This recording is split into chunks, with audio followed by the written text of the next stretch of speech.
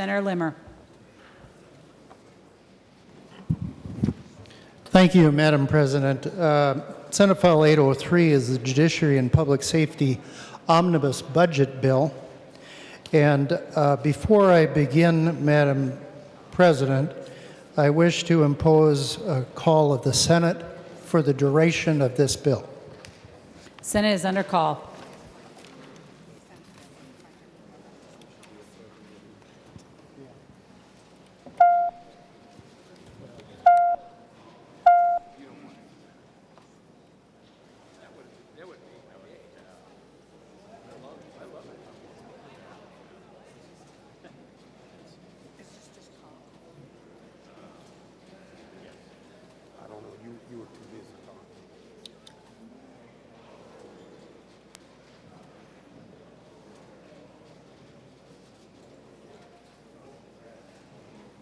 No, thank you. If you find out. Yeah.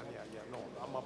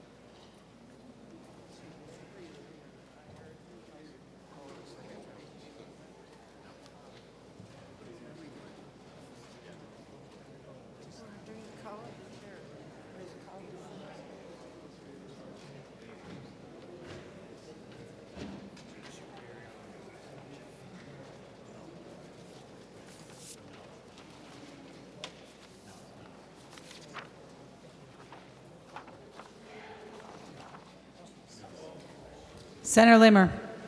Thank you, Madam President. I move that further proceedings under the roll call be dispensed with and the Sergeant of Arms be instructed to bring in absent members. On that motion, all in favor say aye. Aye. Those opposed, no. The motion is adopted. Senator Limmer to Senate File 803. Thank you, Madam President. Before I begin, I would like to take this opportunity to thank our staff that has been helping with the judiciary budget, Ken Backus, Kathy Pontius, and Chris Turner. It's really quite remarkable to work with those individuals. And of course, our caucus staff, Angela Cook and Linnea Michelson. The bill before us, Senate 803, as I was beginning to say, is the Judiciary and Public Safety Omnibus Budget Bill. As we began, we noticed that the governor had increased from base funding a $265 million increase in the biennial budget, spread out over a variety of the departments and agencies that are in this budget. Of that $265 million, this bill is going in a slightly different direction, and it's raising the budget by $59 million, a little bit of a difference, and a little bit difference in establishing priorities. In the bill itself, I want to point out there is no policy in this bill. We believe that when it comes to this type of funding mechanism, the budget bill, that policy should really be kept to a bare minimum, if not at all. There's also, I might add, there's no cuts in any budget in this particular bill as well. We do make increases in a number of areas, however, such as addressing the Department of Corrections deficiency bill or deficiency expense of $9.2 million.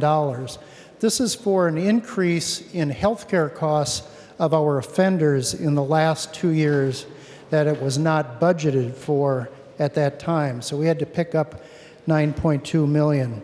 We also addressed an $11.4 million allocation for fiscal year 2018 in the Department of Corrections offender health care contract. That's looking forward 1 year. The 2019 dollar amount is not addressed in this particular bill, but it should be in time. We also recognize the $3 million that's included in what the Department of Corrections says is critically needed technology within the Department of Corrections. I and the committee agree that the Department of Corrections is at a critical point when it comes to their existing technology that needs to be upgraded. In this bill, we did not recognize salaries or pensions in this particular budget. The reason is that there is ongoing discussion and negotiation going on at this time, and that it would not be appropriate to pick a number in order to address this at this time. However, I know that being a member of the Pension Commission myself, as well as a few others on our committee, that this is being worked out in a rather complex manner on the Pension Commission, and that we will be hoping for the suggestions and the direction of the Pension Commission before the end of session this coming May. But we did recognize nearly $25 million on employee health care expenses for all agencies and boards from 2018 and 2019. We also recognize the need for 2 new judges in the state of Minnesota. That totals $1.7 million for 2 judges, their staff, and the complement of law clerks that are necessary to manage that particular each judge position. And this is based on the judicial weighting of caseloads in the 7th and 9th judicial district.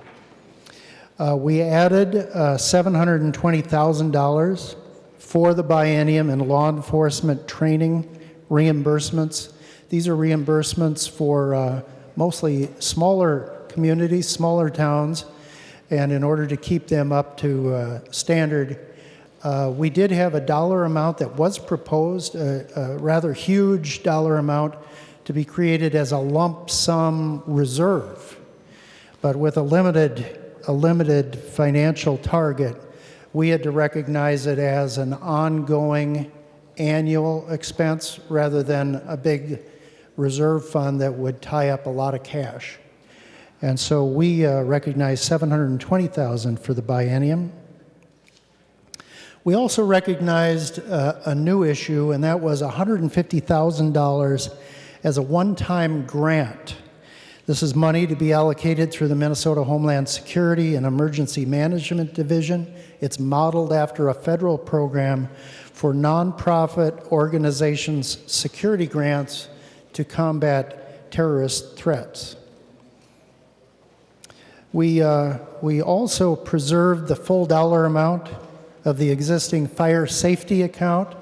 This has been an issue that's been a long time raided by a variety of chairs for satisfying budgets. And this year, well, in the last few years, we've tried to make this a solid reserve account strictly for fire safety. It sometimes has a large balance. It varies from year to year.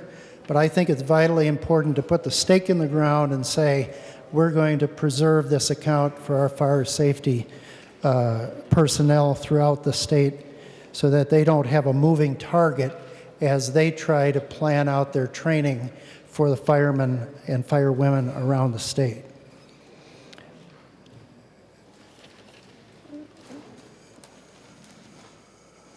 As we developed the bill, we also recognized that there was a possibility of reform in our civil filing fees.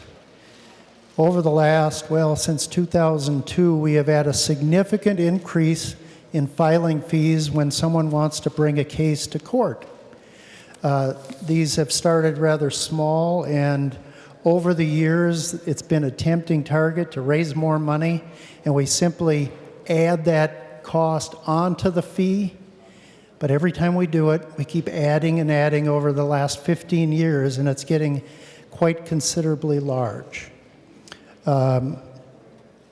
We've decided to try and turn that back. As I look at the bill, we did have a limited target of $59 million as compared to the governor's $265 million target. However, we've tried to recognize the priorities of this particular bill and the areas that it serves.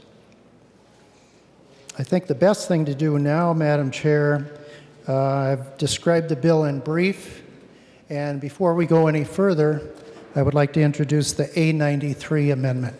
Secretary will report the amendment. Senator Limmer moves to amend Senate File 803 as follows, page 2, line 25. This is the A93 amendment. Senator Limmer to the A93 amendment. Thank you, Madam President. I don't know if anyone wants to come and get these copies, but they're here for our pages to collect. The A93 amendment addresses a direction that I have been wrestling with for about a week now. And that is, I had just talked to you about the civil filing fees to move back down to decrease that dollar amount. And I'm finding that reform of what represents an $8.3 million price tag, there always seems to be a price for reform. It cuts significantly into the $59 million target that we have had. So I'm asking the Senate body and the members of the Judiciary Committee to consider doing something slightly different than what we passed in the committee. The $8.3 million of civil filing fee reduction is an area that I don't think we can really afford at this particular time. I'm not removing all of the civil filing fee reductions, but two still remain. One of them, I've got to find it on my slip here. One of them that we are retaining is a provision by Senator Latz, the HRO respondent filing fee elimination. And the other one we are retaining is the motion fee for child support modifications. These are particularly important to keep.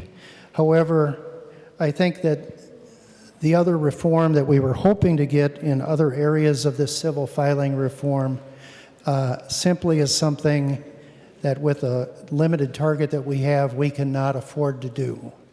Instead, I would like us to consider, as found on your A93 amendment, to turn that $8.3 million into a new direction. These are areas that I really think reflect the core function of governing in this particular budget. As you can see on the amendment, $80,000 each year, that's a total of $160,000, will be directed from the general fund to reimburse local governments for bomb squad services. There's a BCA investment initiative that would be $280,000 each year from the general fund for additional agents to assist in complex narcotic and homicide investigations.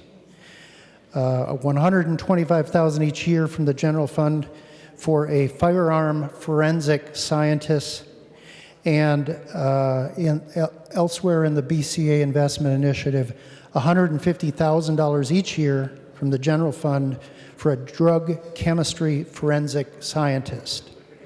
These are to address the growing caseloads and making sure that we have the proper laboratory investigative services to keep up with the demand that we currently are experiencing. Another important area is $500,000 each year from the general fund for additional grants for statewide violent crime enforcement teams. These enforcement teams are a collection of law enforcement agencies across the state of Minnesota. They work together in order to track down either violent crime. A lot of that violent crime is associated with drug trafficking, and we want to make sure that we do not turn a deaf ear on the important work that they do.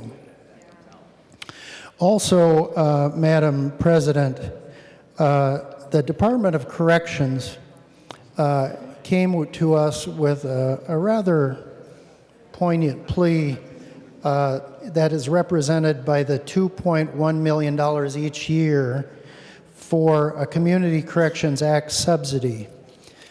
This is, and in addition, county probation officer reimbursement of $230,000 each year to be added to the county probation officer's reimbursement as well.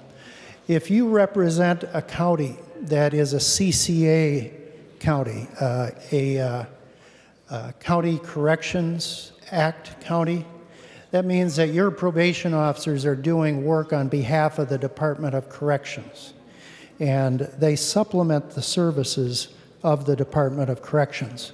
So instead, I hope you understand that as much as I want civil filing fee reform, I have to admit, after giving this a lot of thought in the last few days, that I think this is the appropriate place to put this money at this present time. I'll stand for any questions, Madam President, regarding the amendment. Discussion to the A93 Center shown. Thank you, Madam President. Well, Senator Limmer, I just want to say, Madam President and Senator Limmer, I'm guessing some of the members of your committee on your side would have wished you would have just accepted these in committee so they didn't have to vote no against them there. And I do appreciate that you recognize that I was likely to come back with those same amendments and you took care of them in this amendment.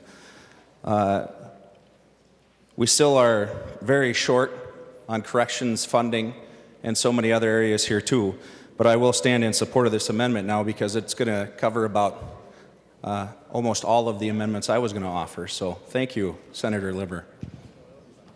Senator Latz. Mr. Chair, Madam President and Mr. Chairman, I'm glad that the majority has seen the light.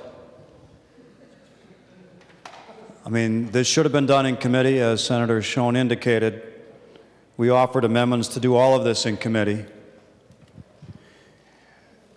And we had lengthy conversations about them in committee, and the Republican members of the committee sat there silently and simply voted no on all of these things. And now that we see them here, I mean, obviously they're good things to fund, and they're important things to fund. This isn't really the process that we would ordinarily do this on. These are the kind of things that typically the committee majority speaks in committee, and then we have deliberations in committee about the priorities that are set forth by the majority. And so the bill that we have on the floor here is deficient, and this amendment rectifies some of those deficiencies by redistributing some of the funds. We'll have plenty of opportunity to discuss the remaining deficiencies in the bill, but for now, I'm going to stand and ask members to support the A93 amendment. Senator Limmer. Thank you, Madam President. And I didn't mean to surprise anyone on the floor. I've been listening carefully during our Finance Committee hearings, not only hearing the issues raised by the judicial members, but also the ones on the General Finance Committee as well. I'll be the first one to admit that when I'm going in a wrong direction and I'm convinced that a different path is ready to go and can address more immediate needs, I'll admit to that. I know that perhaps my passion and idealism for reform that we need in the civil filing fee area, as well as other aspects of the correction system and the law enforcement needs. And when you have law enforcement working at top performance, that puts pressure on the Department of Corrections. And I know that Senator Latz and we were in agreement with a lot of these civil filing fee reduction reforms. I believe it still is the right direction to go, but nevertheless, I think we have to address the immediate needs that are before us, regardless of the budget that we have. So with that, I thank the members for the voices of support. I'll still stand for any other questions, but we'll proceed. Further discussion on the A93. All in favor say aye. Those those opposed say no. The amendment is adopted. Further discussion on Senate File 803. Senator Pappas. Thank you, Madam Chair. I'm pleased that Senator Limmer has improved his bill. However, I'm still concerned that we're really presented with some false choices here. There's a number of important initiatives from the governor that are not included. There's important initiatives that community members would have liked to have had hearings on. And our false choice is at a ridiculously low target of $59 million when the governor had proposed $265. We have a surplus, a $1.65 billion surplus. We can afford to fund more issues related to public safety. One in particular that I've been very concerned about is a proposal by the Department of Human Rights to open up more offices in rural Minnesota. That would include Rochester, Duluth, and Worthington, as well as giving further support to the existing office in St. Cloud. We are having significant demographic changes in rural Minnesota, and that there are issues around human rights issues, around discrimination in housing, employment. And for a lot of these new Americans, they really need a face-to-face counseling experience in order to file their complaints. So I'm disappointed that we were not able to fund those. I had planned to offer an amendment, but I'm not going to choose between my children. I think these are all good issues, and that the basic problem is that the target is just too low. Further discussion, Senator Limmer. Thank you, Madam President. And Senator Pappas, we strongly support protecting vulnerable Minnesotans and those who might be discriminated against, which is why we did fund fully the human rights base budget. However, as we know, the Human Rights Department wanted to increase some of their budget with 3 new offices scattered around Minnesota. And other than just their request to do that, we have not had a lot of discussion with the Human Rights Department determining why those particular cities were chosen. Is this the beginning of more offices every year? We just didn't know the direction of the Human Rights Department.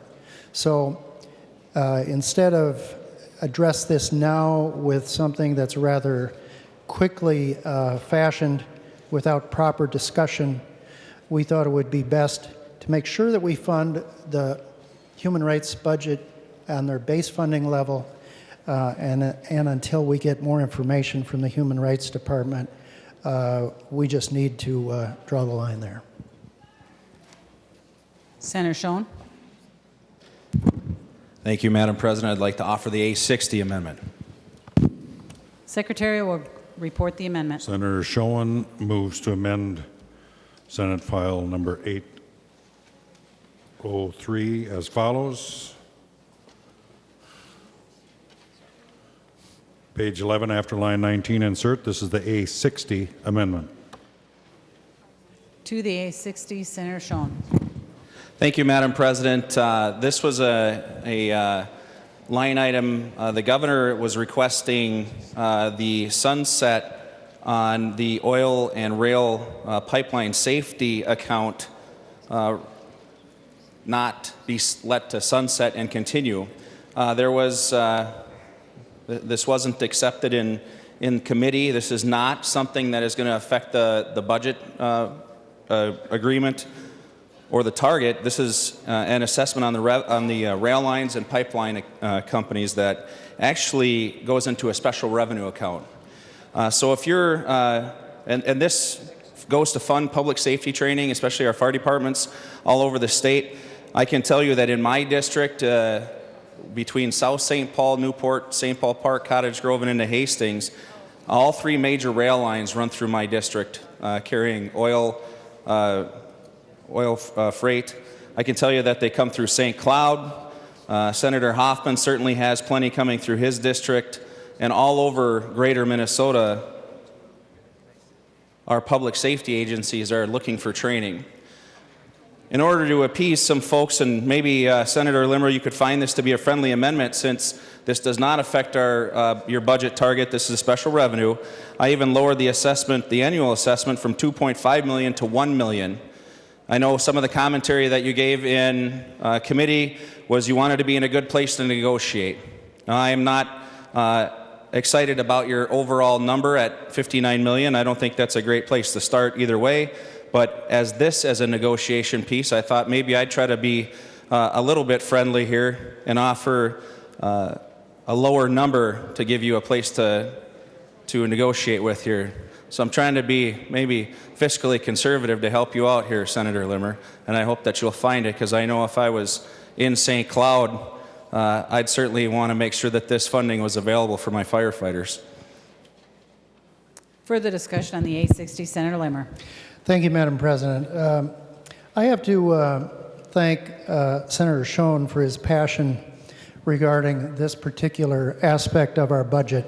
Pipeline safety is an important issue, and he is doing his constituency right by keeping a focus on it. Having said that, though, I think we need to do a little bit more research on the existing pipeline safety account. Right now, the fund is rather overflowing, and it is duplicative. The fund account balance currently is $6 million, and at the rate Department of Public Safety projects to use the funds, this will last. The existing balance will last 5 to 8 more years. And then when these funds are used, they are duplicative in the training that's already being provided by the railroad industry. If the fund actually goes away, it does not mean that training goes away. Railroads offer and conduct specialized crude by rail training, planning, and drills on a regular basis. And since the fund's inception 3 years ago, BNSF has trained almost 3,000 people. Investments are best made, I believe, by the industry in a focused, specialized way. When the fund was set up, it was part of an agreement between the railroad industry as well as lawmakers, along with this sunset. And we are allowing the sunset to run its course and expire, simply because there's $6 million still in the account. There's a lifetime of training of 5 to 8 more years. And currently, I just don't think we need to continue to impose this sanction on the railway industry at this current time. There is plenty of training that is always ongoing in this industry. Senator Schoen. Thank you, Madam President. Well, I'm sorry to hear that, Senator Limmer, and I do understand that there is funds available in that account, and I know that Senator Simonson and I have talked about this in the past as well, and we're open to options to make sure that more of those funds are more accessible to public safety agencies, but I see no reason why we would slow that down and let that sunset at this point, especially offering a lower lower investment from the companies and keeping them on the hook and involved. I mean, if I was coming through Anoka, I think I would want to make sure that I knew that that training was available for my fire departments and public safety agencies, and that the funds would continue to be there, paid for by the folks that cause us to have that need. Madam President, with that, I think I'm going to ask for a roll call. Roll call has been requested. A roll call granted. Further discussion on the A60 amendment. Seeing none, the Secretary will take the roll on the A60 amendment.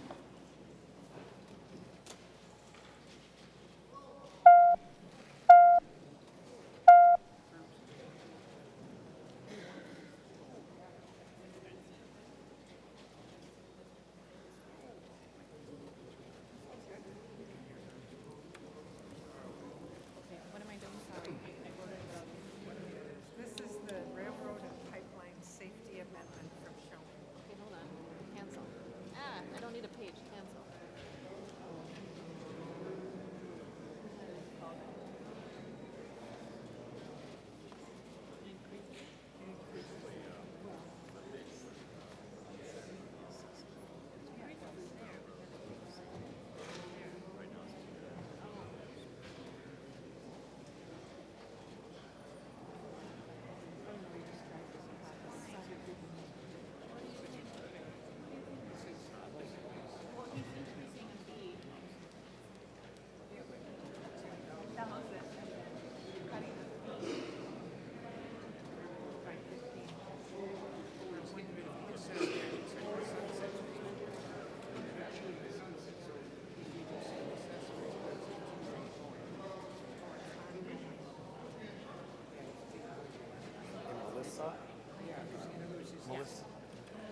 Got it. Thank you.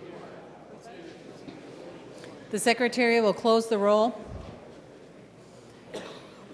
There being 33 ayes and 34 nays, the amendment is not adopted. Further discussion on Senate File 830. Senator Dibble. Thank you, Madam President. Madam President, members, I was going to offer an amendment, but I won't now because Senator Limmer did a nice job of offering his amendment and putting those court fee assessments into some good spots. But I did want to call your attention to the handout that's come around to your desks on youth intervention programs, YIP. I want to thank Senator Hall and 4 other members of this committee for offering Senate File 459, which would have supported youth intervention programs by $14 million more over the biennium. I'm disappointed. I think I share Senator Limmer's disappointment. Senator Pappas articulated the same disappointment that the target for this particular area is just simply too low. Members, you're familiar with youth intervention programs. There are community-based programs in each of our communities all across the entire state, and they're a way of responding to the needs in our community for our youth who are at risk of getting into all kinds of trouble. They're every kind of youth-serving organization that we can possibly imagine. Last year, we added $6.5 million over the biennium, and of that, $17 million was requested by 125 organizations. Only 75 grants were awarded. The average grant being $38,000 per year, investing an average of about $217 per kid. Imagine, members, what a benefit that is compared to the potential costs that we would face with kids not doing as well, not thriving as much as they possibly could. All that young people really need in life to get a good start is finding a purpose, finding something to do, and having adults who love them and care about them and take an interest in what they're doing. Some young people lack that for whatever reason in their community, in their own lives, and youth intervention programs provide that alternative. They also provide the essential services for juvenile detention alternatives when a kid does get in trouble, rather than incarcerating them while they're waiting for adjudication of their charges. They can live out in the community, have intervention, have services, have support, have love, and the outcomes are just phenomenally better in terms of recidivism and positive outcomes at the end of that criminal justice proceeding. You can see that the Youth Intervention Services are a fraction of the annual cost of other kinds of programs. You see on the handout the $217 versus over $75,000 if a young person is going to go into residential treatment, $56,000 if they're going to go into a group home, $40,000 if they go into a correctional facility, $3,500 per court case in the juvenile justice system. Members, this is money well spent, a modest investment. Senator Limmer, if you could have seen it within your target or could have argued for a larger target, would have had a huge benefit. Members, we cannot continue to ignore youth intervention programs. Year in and year out, we are underfunding this essential service for our young people, and we're going to get further and further behind, both in terms of upholding our trust that young people have in us and in terms of our fiscal house. Thank you very much.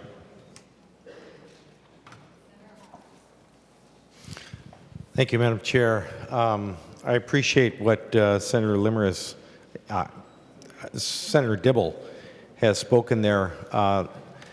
At-risk kids is something that I think we all look to and say, if we can help, we would really like to. But in anybody's budget, including ours, we can only give where we can give. And I appreciate the time and the effort that the chairman, Senator Limmer, has given to this. We've had long discussions, and he knows my feelings on it, and he knows how groups like this have helped me, particularly in life. And so I'm disappointed, but I know that we can only do what we can do as we do in our own home and families and budgets. So I appreciate what Senator Dibble has said, though. Thank you. And just so you know, I'm getting a long list. I'm trying to keep everybody in order, but Senator Limmer, as the author of the bill, should have the opportunity. Thank you, Madam Senator President. I want to take this moment to commend Senator Dibble for bringing this to our attention. Although we do not have the room in the budget, I know from being here over the years, Senator Dibble seems to talk about the YIP program every year, and that in his estimation and partially mine, there just doesn't seem to be enough money in order to address the needs of youth in trouble. And yet at the very same time, we did not cut the budget. I think it's important when we talk about the YIP programs, we have to remember that we did not cut these programs. They received $3.3 million a year. And so that's in excess of $6.5 million a biennium. It is an important program. I do not know what the other chamber has decided to do with this, but this is the first step in a long negotiation. And this will be, I share the concern of Senator Dibble and Senator Hall regarding this area. Provided our limited target dollar amount, I tried to recognize the safety and law enforcement needs first. Those were the safety concerns were really the priority that drove us in many of these directions. Senator Champion.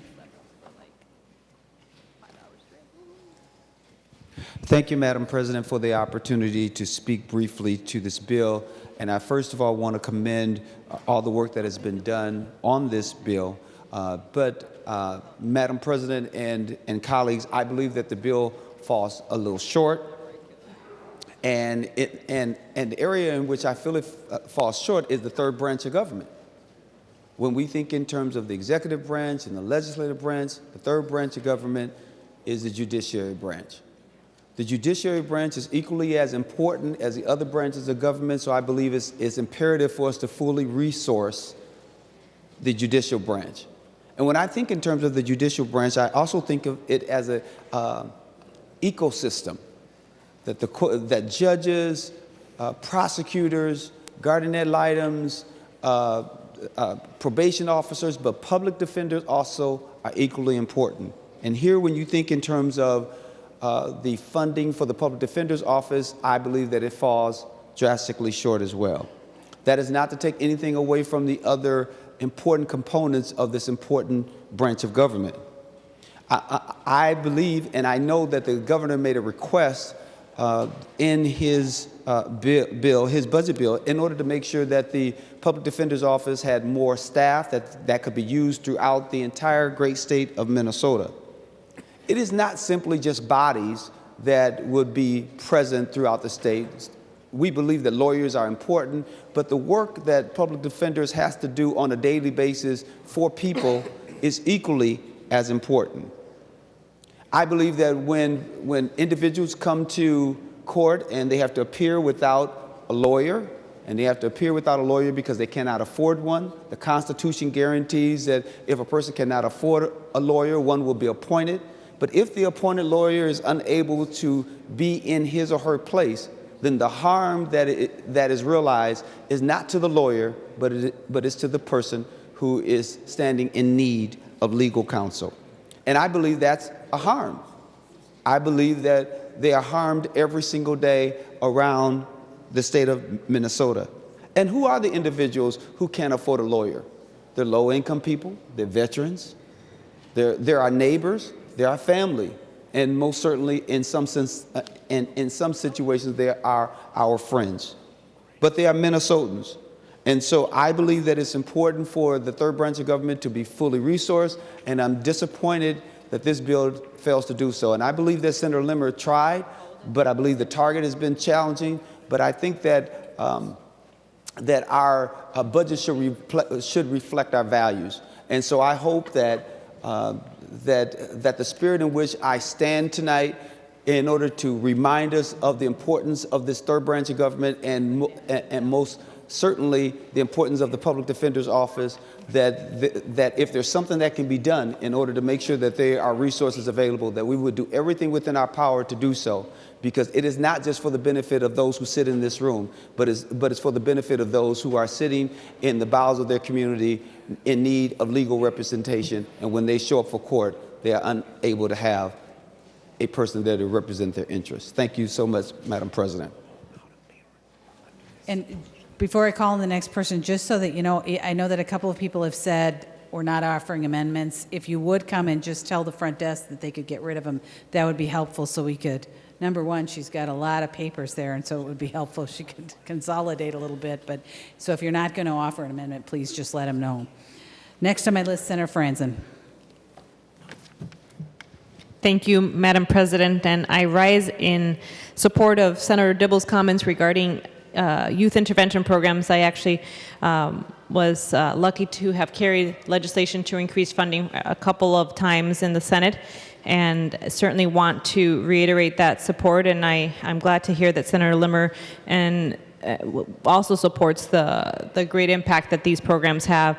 At the same time, I want to also mention that the Public Defender's Office, I actually was a law clerk in the Public Defender's Office in Hennepin County through law school. So I also see the value of the hard work and the representation that we constitutionally are mandated to provide to those in criminal cases. And by not providing the resources and funding to have the capacity to defend these cases is really a disservice to Minnesotans. And I want to tie that to the youth intervention program, because I remember reading many cases in my few years there where I saw young kids in the system and in child detention centers, and I remember seeing that, and I remember noting that, you know, I didn't want to have the job of representing these kids. I wanted a job to help prevent them from being there. And that's the job that I hold today. And I frankly think we can do better to avoid our kids to be in this cycle of recidivism that we know we can break by simply putting some investment dollars in programs like youth intervention. And I've had the privilege to go to some of these activities with the organization and that we serve through this funding, and it's really, really impactful. It's really saving lives. So again, from two perspectives, from the public defender side, seeing the cycle of recidivism and knowing that we can do something to prevent it at a very young age, our rise in support of youth intervention program. And I hope the House does have a placeholder there, because if they do, I really will push Senator Limmer to consider including that and accepting that language. But I'm disappointed that we don't have further funding for these programs, because again, it just makes our system work better and avoid having the strains that we have today with our public defenders being inundated with cases when we can actually prevent them from even happening in the first place. Thank you. Senator Limmer. Thank you, Madam President. I appreciate the comments regarding not only the need for public defenders, but also the need for youth intervention programs. The one thing I was kind of concerned about was in the governor's recommendations, he only recognized base funding. He did not add anything to his budget to create an increase in youth intervention programs. So we probably need a little work on both sides of the aisle to bring this attention in the future to those who are making some of our recommendations on our budget. As for the public defenders, we talked about that in the full Finance Committee as well. And Senator Cohen was good enough to give us a brief history lesson on the Gideon versus Wainwright law case. And I remember from my early pre-law days that although I never got to law school, I do remember that case. I think it was in 1965, and it was one of those remarkable constitutional law cases that reflected our founding fathers' intention that those who are accused by the state, the power of the state, needs to have proper representation regardless of their wealth and regardless of their status. So I will continue to stand for questions. Senator Dietzick. Thank you, Madam President. Thank you, Senator Limmer, and thank you, judiciary members. I know you heard a lot of requests. I was going to offer the A61 amendment, and I'm not going to be offering that. That was to fund treatment courts across the state. So the primary goal of treatment courts, and it's most commonly known as drug court, is what you've probably heard of, but in another Senator Limmer bill, it's now treatment court. There's drug court, there's DWI court, there's mental health court, and there's veterans courts. And our veterans have some special issues that they're facing with post-traumatic stress disorder, traumatic brain injury, and so these veteran courts are literally helping them work through the court system, and so these courts do a good job. A 2014 evaluation found that they significantly reduced recidivism and the associated incarceration costs, so it actually saves the state money. My amendment was to offer the governor's recommendations, which was based on drug court finding worth group, to do their recommendations, and it would have provided a stable funding source. So I hope going forward that we continue to look for ways to put money into these treatment courts because they do a good job across the state.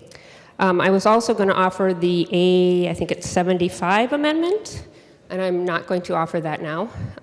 So Senator Limmer, I talked to you earlier about a bill, and this is an app that the Autism Society has been working on.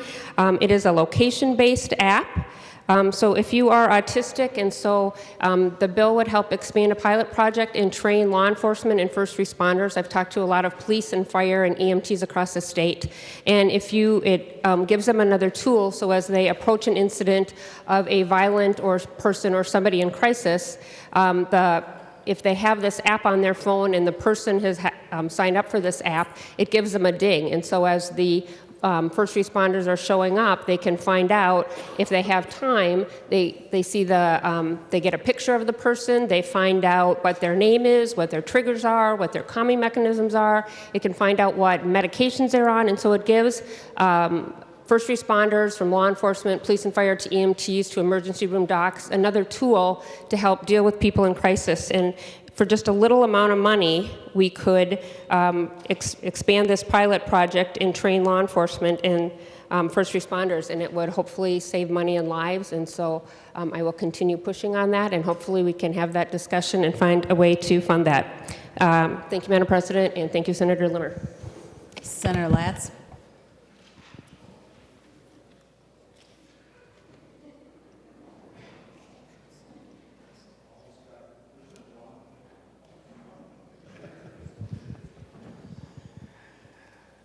Madam President and members of the Senate, first I would like to commend Senator Limmer for keeping policy out of this bill. It's what I strove to do when I was chair, and a budget bill, first and foremost, should be about the budget.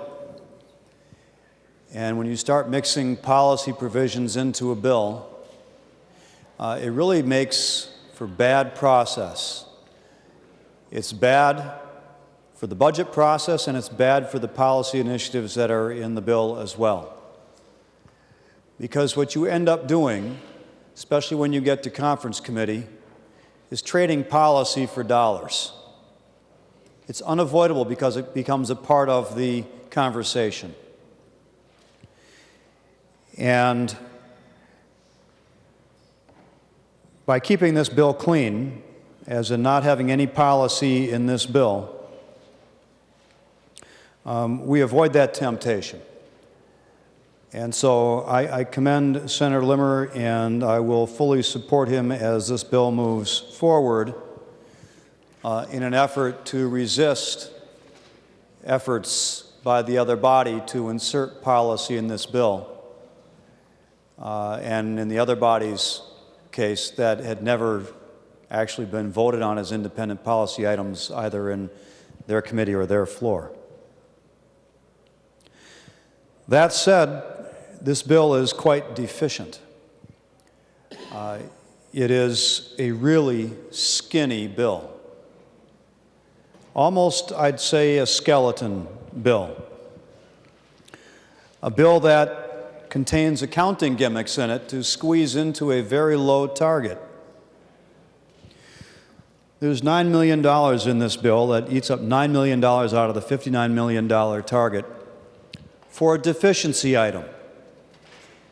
Now, historically, this body has taken deficiency requests from the agencies and separately funded them in a deficiency bill. And that number is then taken off the top of the overall budget available to be distributed as targets to the individual budget divisions. But no, we're squeezing a deficiency into this bill. This bill pretends that offenders in the prison will incur health care costs of $11.4 million in the first year of the biennium and will incur no health care costs whatsoever in the second year of the biennium. Zero. It's a complete accounting gimmick that simply deletes the second year of the biennium from paying for the costs of ongoing health care needs of the prisoners in the state system, and it is the state's legal obligation to pay for their health care. So it's like a ghost that's floating around in this room. Those costs will be incurred. They will be paid for by the Department of Corrections, but there is no provision in the budget to pay for them. It's a complete pretense. And if it is to be said that it's expected next year we'll have a supplemental budget and we'll cover it then, well, we could budget everything that way. In fact, why don't we just go to a one-year budget instead of a biennial budget? Then you wouldn't have to be deceptive about how we are paying or going to be paying for second-year initiatives or requirements. This bill also, astoundingly, contains nothing with regard to salaries for the personnel in any of the agencies. Now, the governor's proposal, very conservatively, budgeted for a 1% salary increase for personnel, for our corrections officers, for all of the agency personnel, 1% per year. And for some reason, and I still haven't received a satisfactory, at least an explanation satisfactory to me, this budget, this is the budget for the Department of Corrections, the budget for the Department of Public Safety, the budget for the Department of Human Rights, doesn't pay for any salary increases. It doesn't decrease their salaries by number either. There's simply a blank after the salary inflation adjustment of 1% each year line item here. That's just zero. There's nothing there. We have a hash mark. And I've never seen that before in a bill unless there's an explicit intent to not give any raises whatsoever to the agency personnel. For one thing, we have to understand that there are union contracts already in place that cover these personnel, and we're going to have to pay for those union contract increases that have already been approved by this body. So if we don't appropriate it out of this budget, that money is going to come out of somewhere else in the budget. And it's going to come out of personnel. But instead of increasing all the personnel by the amounts called for in the contracts, the only way to free up that money is going to be to cut personnel. In fact, we've got a base budget here, a nominal base budget that's flat. Well, everyone knows what nominal means if you've had even Economics 101. It means after inflation, in real terms, it's a cut. It's a cut. The Department of Corrections estimates they will have to lay off 200 corrections officials, corrections officers, to pay for this flat budget that the majority is proposing before us today. Now, they can take that out of prison guards, or they can take that out of chemical dependency treatment staff, or could take it out of mental health staff. They could take it out of the educational staff that helps prisoners get their GEDs. They could take it out of the sex offender treatment staff, meaning cutting all of those staff or many of those staff. And if that happens, guess what? When the 95% of the prisoners who get released are eventually released into the community, they are going to be less safe for all of us, for our friends, our neighbors, our children, our spouses, ourselves and our community, because they didn't get the attention that they needed in terms of beating their chemical dependency, dealing with their mental health issues, dealing with their sex offense issues, getting their education, getting workforce training, so when they leave the prison system, they can get a job and they can function as safe human beings in our community. That's what this budget does, members. It makes it more difficult for those people to leave the prison system when they do, not if, but when, and be safe in our communities. Now, we've gotten sort of a broad brush comment that the salaries are still being talked about somewhere. So I wonder if Senator Limmer would yield for a question. Senator Limmer will yield. Senator Latz. Madam President, Senator Limmer, could you please give us a more detailed description of where this conversation about salaries for our agency personnel is taking place, and when it's expected we might know something more than we know today, since today is the day that we're being asked to vote on the budget for these agencies? Senator Limmer. Thank you, Madam President. Senator Latz.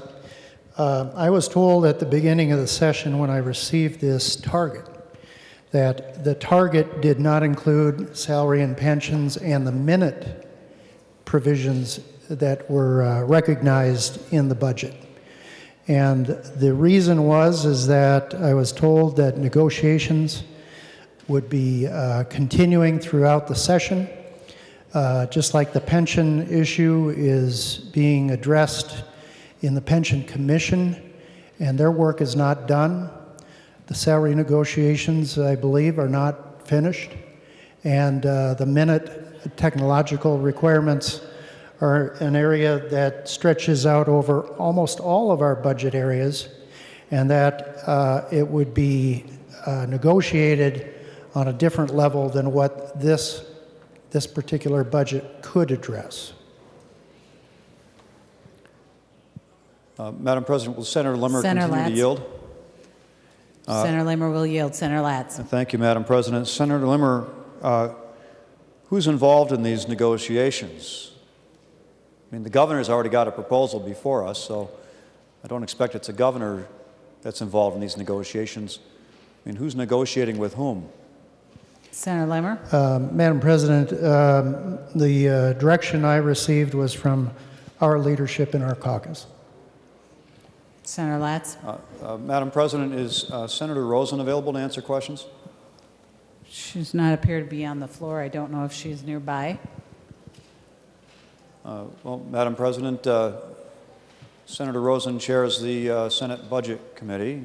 I would anticipate if anyone's negotiating over budgets, that she might have some information about when we can anticipate getting some budget information, since we're voting on these budgets today, not next week or in 2 weeks. And Senator Latz, I'm told she is in the retiring room, so someone is running to get her now. Thank you. I will wait.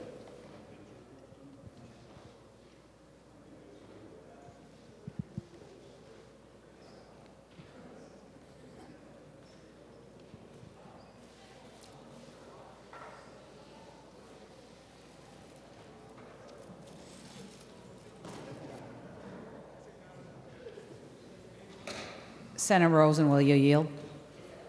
Senator Rosen will yield. Senator Latz. Thank you, Madam President. And Senator Rosen, we were discussing the fact that the budget that we have before us for consideration at this moment does not include any salary increases for any of the agencies that are presented before us here today. The governor had proposed a 1% per year inflationary adjustment for salaries. And Senator Limmer indicated that he has been told that he didn't have to have budget numbers in here for salaries because they were being negotiated somewhere else. And as chair of the Budget Committee, I wonder if you could tell us what the status is of any negotiations relating to salaries.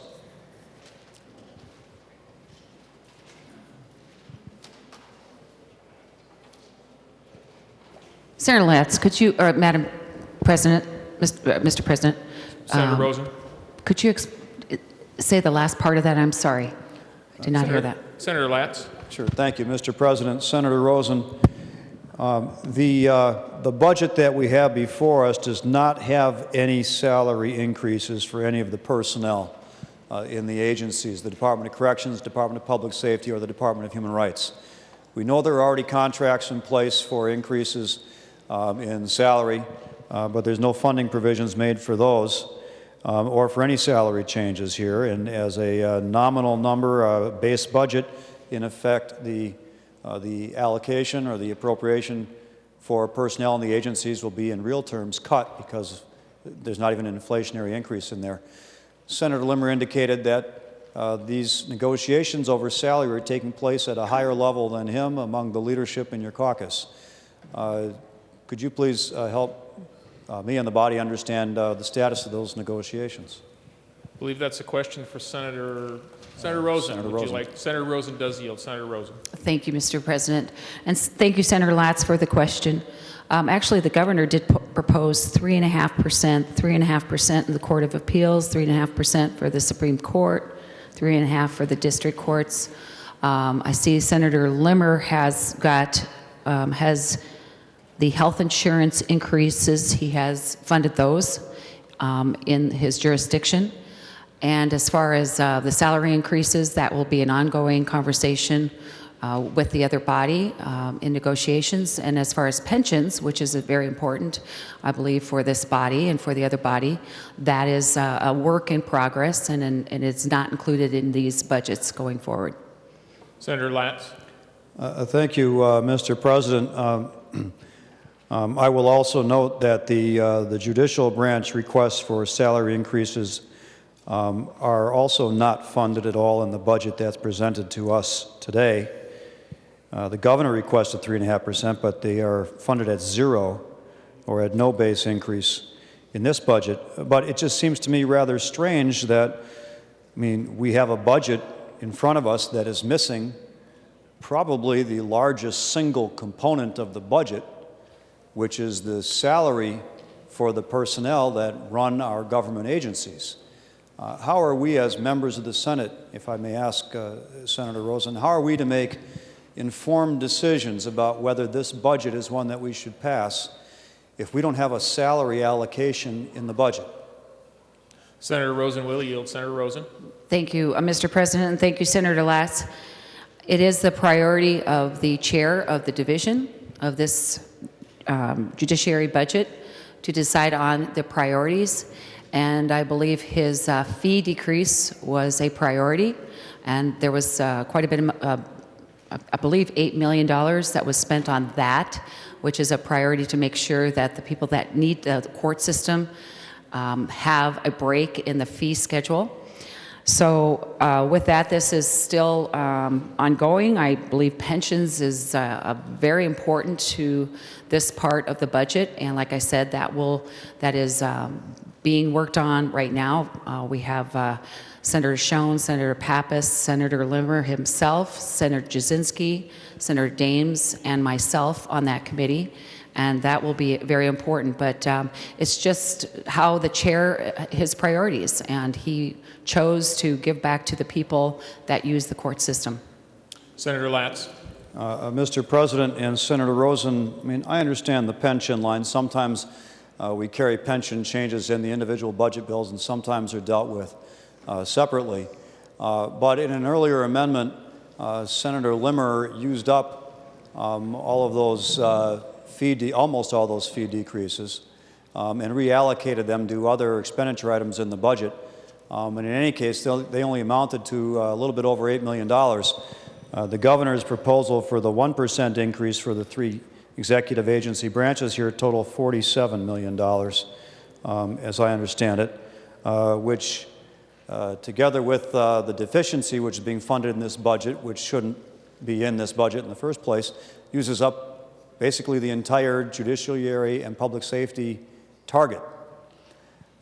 So once again, we're left with being asked to make a decision about funding a budget here without having the single largest and most critical component of cost before us for a decision. I find that to be highly unusual and very disturbing in terms of transparency in our budget making. It seems to me that the Senate ought to be proposing our budget, and the House can do what they're going to do. And then you can sort the difference out in conference committee. But we're being asked to vote on a budget here today, and it's missing a critical component.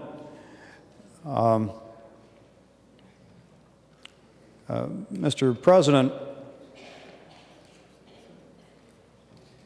the amendments that Senator Limmer offered and that our members were going to offer addressed areas that had not been funded in the original budget.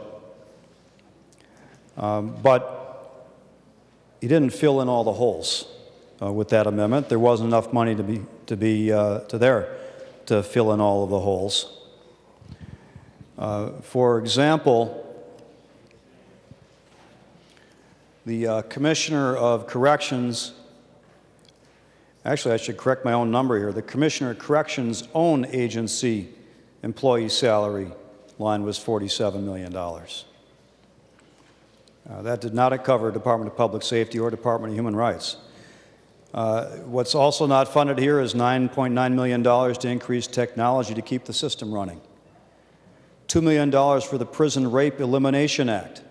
This is a federal act that applies to our juveniles that are incarcerated in the Red Wing Juvenile Correctional Facility. And it was intended to prevent rape of the juveniles in that facility. Yet there's no funding in this bill for that Prison Rape Elimination Act. There's no funding to maintain the basic need for utilities, food, and lease of space, requested by the Department of $4.9 million.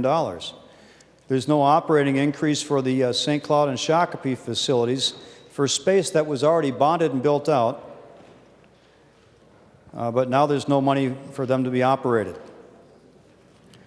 There's no funding for the requested increase for mental health services. So what has been well documented as deficiencies in providing mental health care for our prisoners, there's no funding to improve those services. Restrictive housing. This is the offenders that are in prison that are in isolation.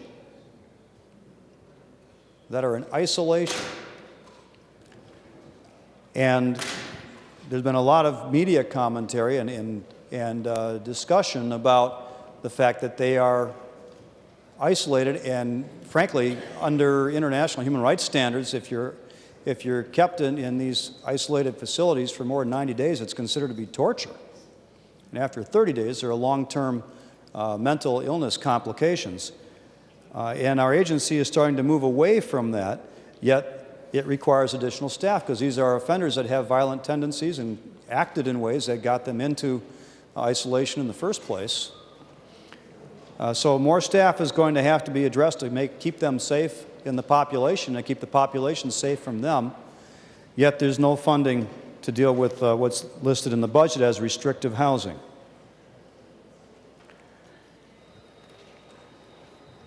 Members, there's no funding in this budget to replace a predatory offender registration system that is falling apart.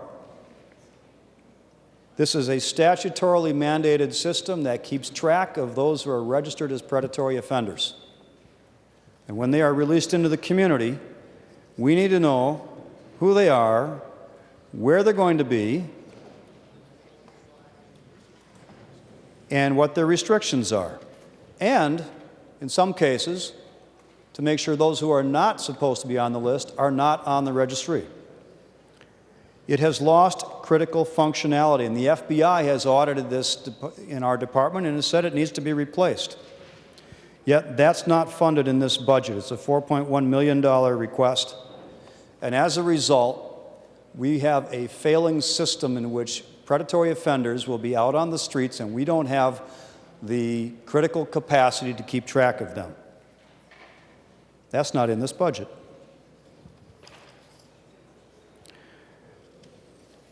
Now, I think one might fairly ask, why isn't it in this budget? Why aren't these items in our budget?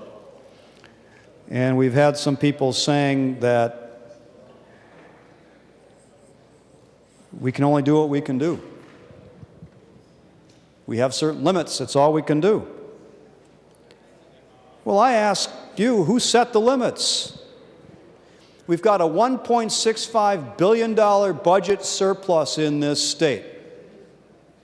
Of that $1.65 billion, only $59 million is actually only $50 million is allocated for the upcoming biennium.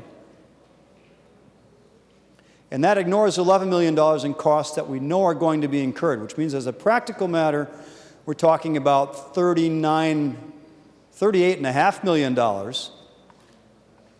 for the upcoming two-year biennium to be spent. Now, that target was established by the majority caucus. So for the majority caucus in this body to throw up your hands and say, I'm sorry, that's all we got, well, what you're really telling us is that you have not prioritized public safety, that you have not prioritized our justice system, and you have not prioritized our prison system for adequate funding in this state. As Senator Pappas said earlier, it's a budget full of false choices because the choices were made to restrict the available funds for this target. It places our correction personnel at risk. It makes our justice system more difficult to access in the courts. It hampers our ability to rehabilitate criminals throughout our correction system. It makes it harder to process evidence in criminal cases.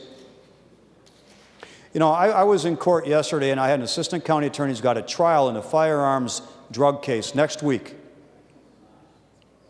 And she is waiting for the BCA to get her drug test results to her so she can use it in trial. She needs confirmatory tests so she can introduce in evidence the results that show that the offender was using Xanax, or that the drugs that were found with the offender were Xanax. She's not going to be able to go to trial. And she told me that the BCA is telling her agency that it's an 8-month wait 8-month wait from when the drugs get submitted to the BCA for analysis until they get the results. Now that is unconscionable in our justice system, and that just makes it harder for everyone in the justice system to function. And this budget gives, I think, one more drug chemistry forensic scientist in the budget. This budget shortchanges public safety and it shortchanges justice, members. It doesn't have to be this way, but it's what we are presented with. It could have been so much better. Instead, we get a budget filled with gimmicks, with missing pieces. It's an incomplete puzzle, and it's a small puzzle at that. As I say, members, a very skinny bill. Senator Schoen. Thank you, Mr. President, and I'm guessing we're getting close to a vote here. Here's what I want to say. In this bill, we had introduced legislation around law enforcement training, and that bill was $20 million. And the proposal that was put forth by the majority here is about 3.6% or 4% of what was requested from the governor and even the legislation that Senator Limmer and I put in together. We haven't addressed public safety needs.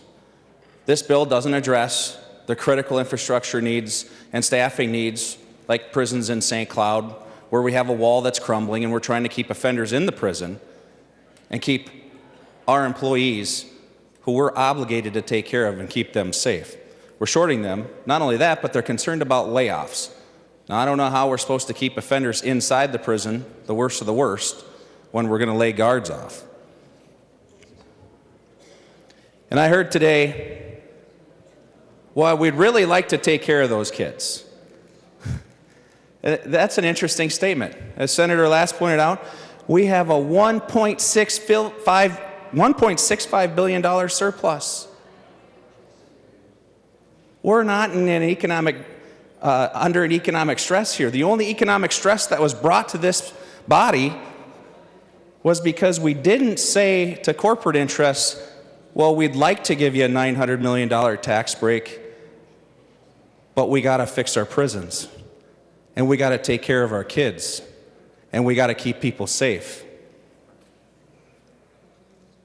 The majority here decided that that was a like to, not a need to.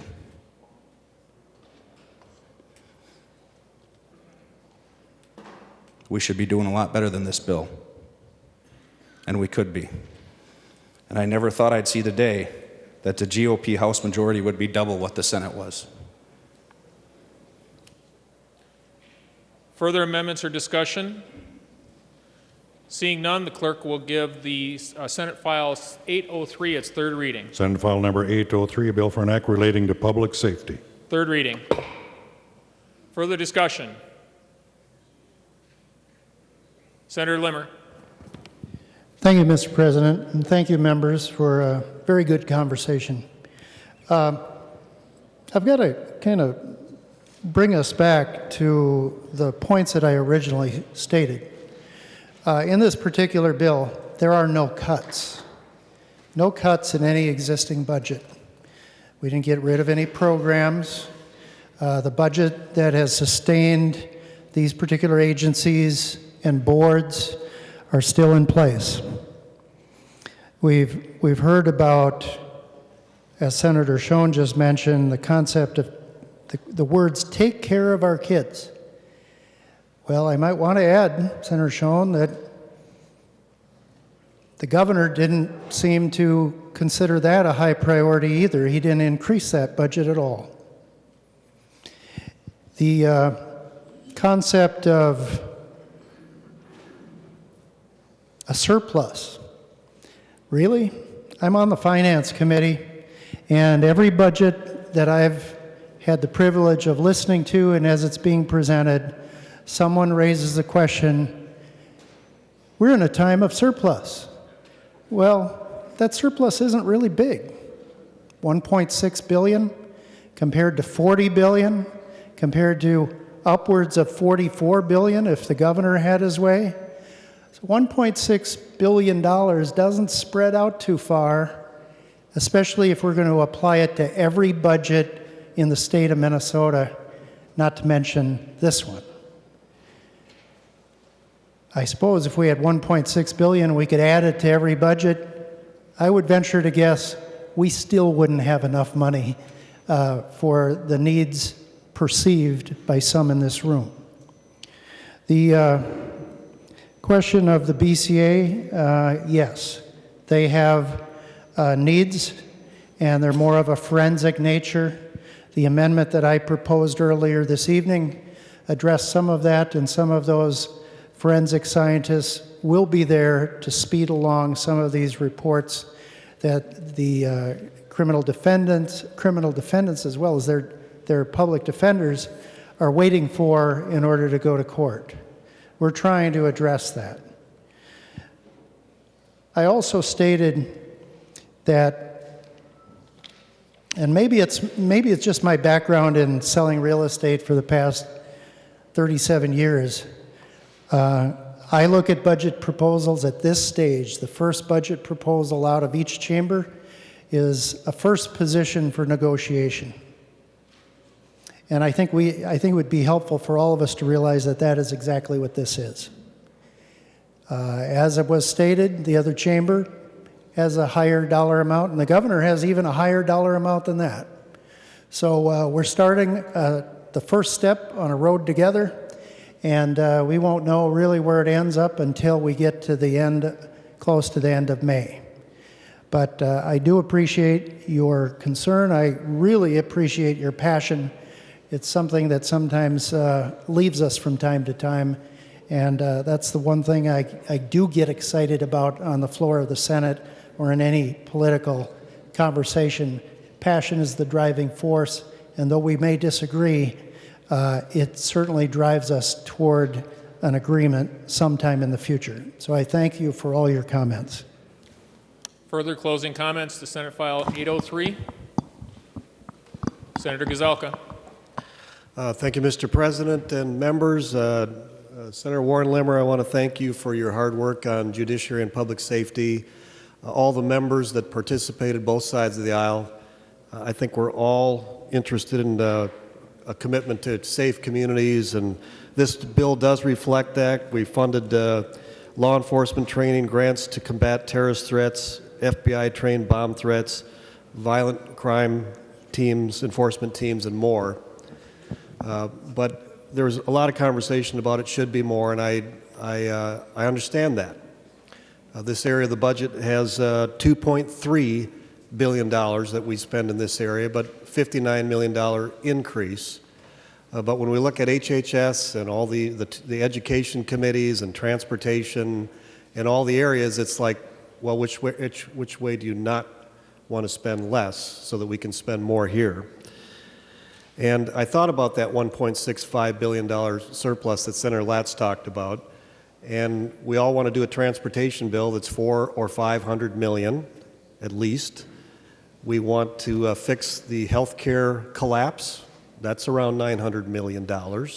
And oh yes, the pensions have a problem, of which we're talking 100 million or more, and all of those are problems that we have to fix or want to fix. And so when we look at the dollars that we have to make choices, but I am thankful that we have Senator Limmer and all of the people on that committee, and Warren in particular. I'm glad you're still besides me right here. So with that, members, I will be a green vote. Senator Limmer. One last comment, and it'll be very brief. I am remiss in not recognizing one other staff person, and that's our CLA, Lily Whittle, who is my LA. She's a new hire, and we didn't bother to tell her that she was going to be the committee legislative assistant for the Judiciary Committee. And so we kind of sucked her in, and now she's one of us. Thank you so much, Lily. With the capitulation of Senator Limmer, any further questions, comments? Seeing none, the clerk will give Senate File 803 its vote.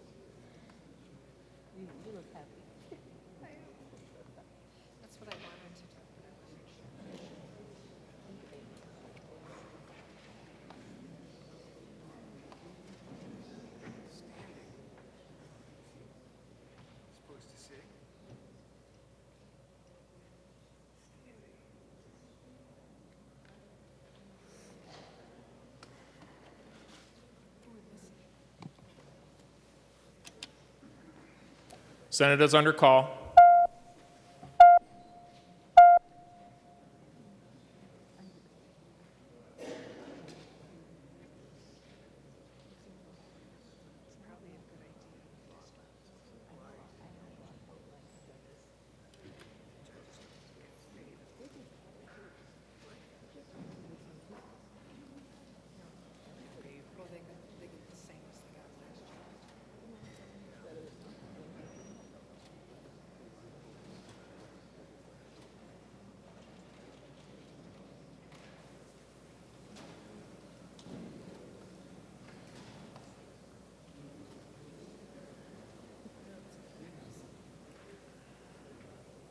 The Secretary will close the roll.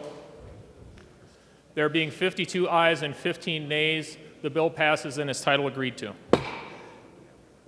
Next bill on special orders is number 139, Senate File 2214, Senator Fischbach. Mr. President, I have Senate File 2214, and what I'd like to do is just go through the bill really briefly, and then we can entertain amendments or questions.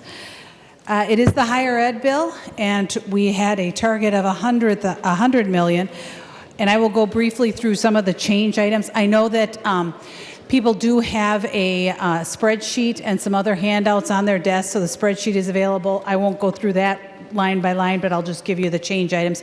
We added $10 million to the state grant program. We added money for the spinal cord injury and traumatic brain injury research grant program. That was a Senator Jensen bill. We added about $2.5 million there. We added a total of $50,000 to the summer enrichment program. I believe that was a Senator Dietzig bill that we had heard. That was added in committee. We added some money for the Campus Sexual Violence Prevention and Response Coordinator for OHE. That was a governor's request that was added in committee. We have the emergency assistance for post-secondary students, and that would be used to help homeless students in the places of emergency housing, food, and transportation. We went a little higher than the governor did in his proposal. We have the large animal veterinarian loan forgiveness program of Senator Draheim's. There's $500,000 for grants to teachers, and that was that's kind of a combination of the teacher shortage program we had and the teachers of color that Senator Anderson P. had. We have the loan repayment assistance. That's for attorneys providing legal advice to low-income clients. Generally, rural Minnesota has that. And what we did do on the grants, we did take the administration of all the grants down to 2%. There was a variety of, some were reserving 5%, but we took all of those down to 2%. Then we go into MnSCU. We did add $45 million to MnSCU/MnState, their budget. We added that. We did put a tuition freeze on. There is money in that budget for Cook County. We added $120,000. That was a Senator Bach proposal for Cook County. We have about $5 million set aside for the MnState technology request for upgrading their integrated statewide record system. We had about $100,000 for the Winona State University Health Force Minnesota program. That was a Senator Housley bill, and what we did do there is we added a report so that Winona Health Force would be reporting back to the legislature. For the U of M, we were able to put $24 million onto their operating and O&M, their operating and maintenance. And I'm sorry, I'm trying to go through the bill. We did add $1 million in their system special that would be for the Natural Resources Research Institute in Duluth. And we do have some policy. We have some Senator Draheim language that would require more reporting regarding consultants that are being paid in excess of $500,000. We have some additional reporting requirements for the U of M and MnState. We're trying to gather more information regarding where their money is going so that we have some more transparency and we're able to better understand their internal budgets. We have some assigned family responsibility that would make a slight change, but a good change for students receiving the state grant program. That would We also have the language for the teacher grants. I mentioned earlier that was a Senator Anderson proposal. So those are there in the bill. We have language for student loan debt counseling that was a proposal of Senator Clausen's. We did not have money for that, but the language does exist here. We have language for accredited nonprofit school, and this provides for an exemption from some approval. This was from some approvals from OHE, and that was a Draheim proposal. We also have some language that would allow OHE a little more flexibility when things like Globe College happen and they had to close the entire school. We needed to change some language for them so they had a little more flexibility on how to address those kinds of issues. We have some abler language that allows for the Board of Psychology that will allow, it clears up issues with psychologists and their license and students, and so that they would be able to do research and, I don't want to say practice at the schools, but they would be able to use those in in an institution setting. We also have the county scholarship program of Senator Tomassoni's that would allow a county to provide for a scholarship program.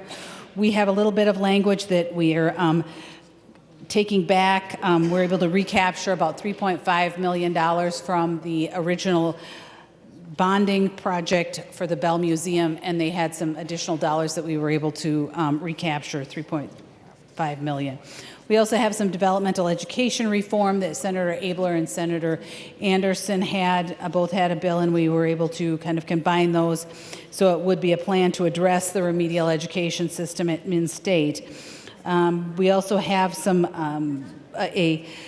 language for the U of M to put together some kind of plan or give us back a report about what they're going to be doing to recruit more Minnesotans, and particularly rural Minnesotans, because that is something that we heard a lot about. There's also some school OHE reporting that's part of the developmental ed. There's the supplemental aid for two-year MnSCU schools. That's about $3 million, and that would provide additional dollars to two-year rural schools in particular. And then finally, we have some state grant tuition cap that is already current law, but this way when we put it into law, and it won't go on autopilot. And that is, hopefully I was quick, but I do think that we've put together a bill that is responsive to some of the needs. It's a beginning. With that tuition freeze, we're able to address some of the issues of the students and some of the loan forgiveness. Obviously, I think that one of the discussions have been with judiciary. There's never enough, and that is something that I could say that I wish there was more for higher ed too, because there are some things we could put more money into. But we are in a budget situation we're in, and this is the target we were given, and I think that we made good strides towards moving towards some of those goals we have. Thank you. Discussion and amendments to Senate File 2214. Senator Tomassoni. Thank you, Madam President. I have an A67 amendment. The Secretary will report the amendment. Senator Tomassoni moves to amend Senate File 2214 as follows. Page 30, after line 21, insert. This is the A67 amendment. Senator Tomassoni. So, Mr. President, do I have to look at you when I present this, or can I look at Senator Fischbach? Well, Senator Tomassoni, first do address me not as Madam President. So. Did I say that? Yes, you did. I Senator apologize, Tomassoni. Mr. President. Mr. President, the A67 amendment is a request for an easement for the Virginia Housing Authority and Redevelopment Authority. And basically what it does is the Housing Authority in Virginia owns the apartments that are on the campus at in Virginia, and they need to get these easements in order for them to be able to finance the building correctly. And so what this does is just it gives them the easements and allows them to then be able to get the financing. These apartments are almost all students. I think they are all students, in fact, and they are on the campus. But in order for the Virginia Housing Authority to keep the apartments not only up to date and modern, but to make the payments on the apartment, they need to have these easements. Otherwise, the financing people won't give them the money, and they might even lose the apartments, and then we wouldn't even have any apartments for the students. So this is just a common sense thing, and we really need to get it done. And I hope Senator Fischbach is okay with this. Senator Fischbach. Mr. President, I appreciate the fact that Senator Thomasoni did not turn around, because I would have had to call him on that. But I do, Senator Thomasoni did talk to me about the amendment, and I will allow it to go on. I do think that there's some things that we need to work on, a little bit of the language. I think that there's still a little heartburn, and we need to tighten it up. But Senator Thomasoni and I have talked about it, and I will accept the amendment. Any further discussion to the A67 amendment? Seeing none, all those in favor of the A67 amendment signify by saying aye. Aye. Those opposed? Motion carries. Amendment is adopted. Further amendments and discussion to Senate File 2214. Senator Dietzick. Thank you, Mr. President. I have the A66 amendment. Secretary will report the amendment. Senator Dietzick moves to amend Senate File 22 as follows, page 23 after line 16. This is the A66 amendment. Senator Dietzick. Thank you, Mr. President. So this, members, this amendment does not cost any money. This amendment just slightly amends eligibility and increases the max amount of a grant for child care for eligible students. So on line 2.9, the bill funds child care grants, and this doesn't change the pool amount.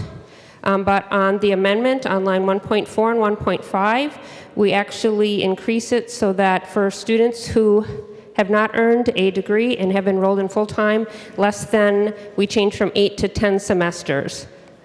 So we do that in 2 times. We kind of expend the amount of time that they can be in school. Later on in the bill, we don't change, but they have to be I believe, a full-time student.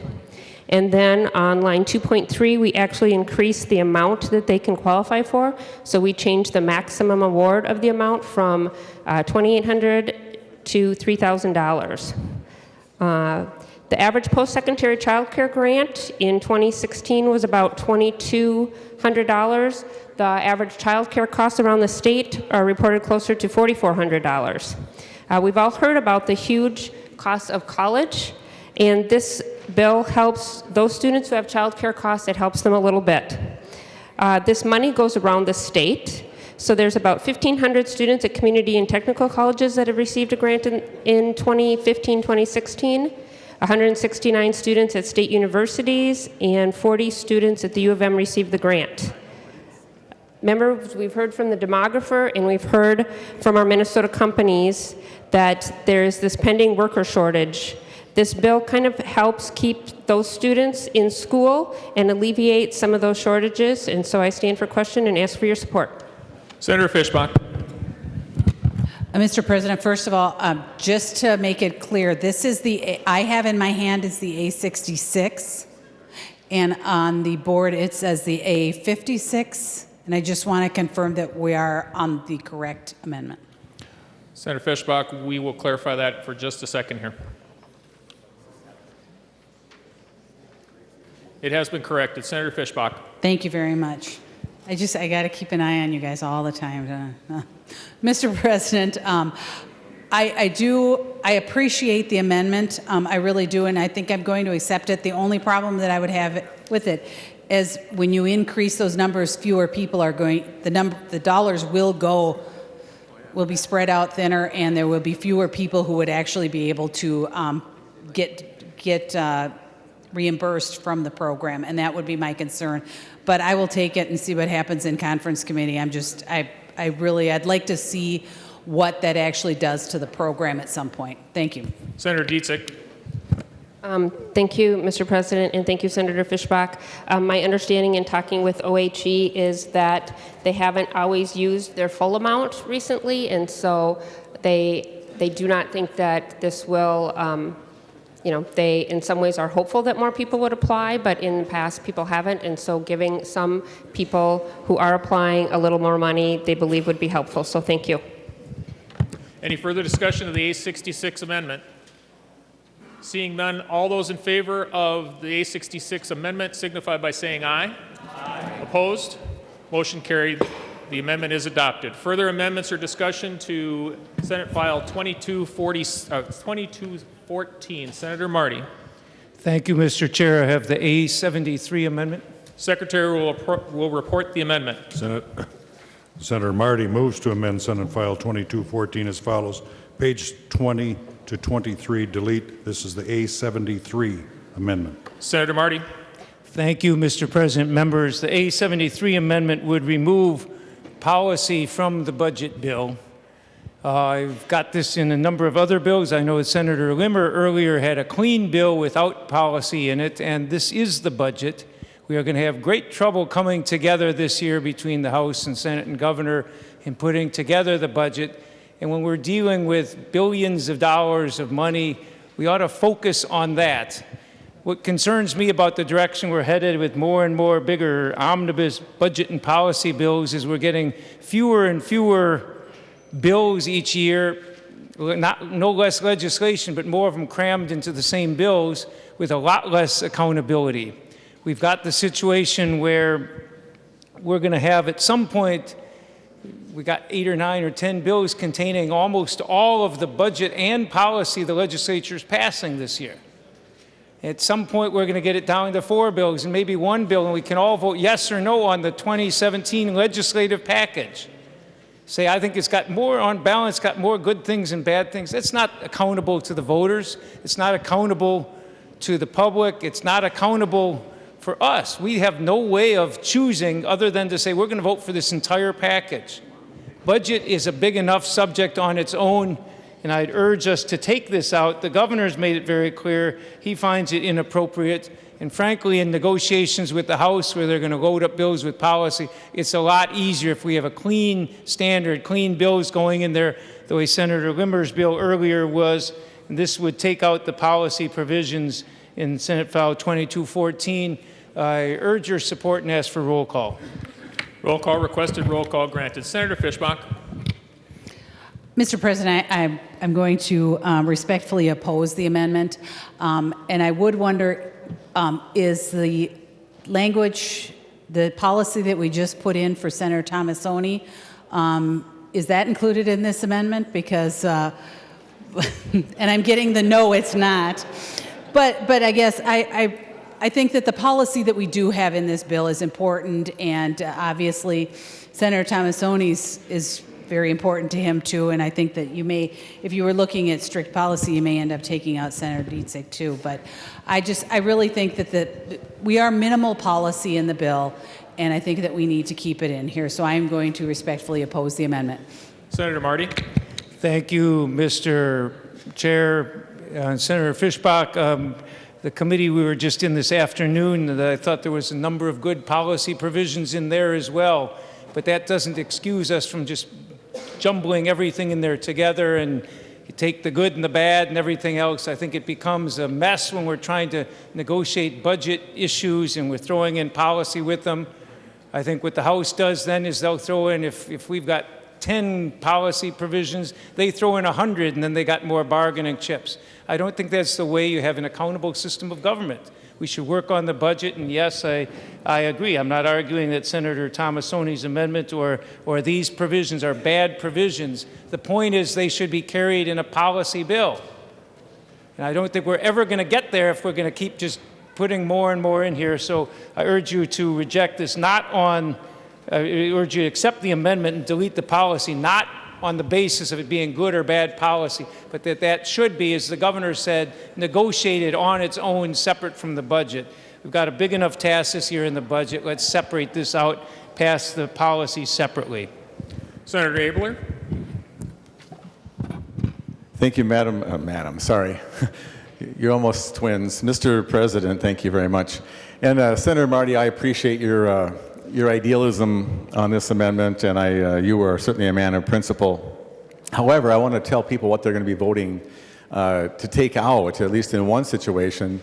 There's a provision here about developmental ed at the Minnesota State, and it is really a problem. If you happen, and so this is a work group that's going to actually make a difference for students for no money and just actually get Minnesota State on track again. And saying that Minnesota State has messed up in some of their systems is to be redundant and to be not news. But in this situation, it's amazing what they have not done about helping students be properly placed. There's a test called the AccuPlacer, which should be called the non-AccuPlacer. And depending upon where you take it, then you'll be placed at a certain level. If you take it at one school, you pass, you're out of developmental ed. You go to a different school, and you have to spend a year taking remedial English. People have been misplaced so frequently in this class that because of this system, that students have lost 2 semesters or a year for no reason. In one case, a student took the math remedial class. The teacher said they could teach the class. That's how inaccurate this method is. And so we've got to find a way to help these students be on track. In my area, which is not a college-bound area anyway, to delay students for a year maybe to mean they never get a chance to accomplish their dreams. And so this amendment's in the bill as a policy provision. It's widely supported. Minnesota State is actually going to do it. So members, I urge you, please do not vote against the students by taking the policy out of this bill. Thank you very much. Further discussion of the A73 amendment? Seeing none, the roll call being requested, the Secretary will take the roll call on the A73 amendment.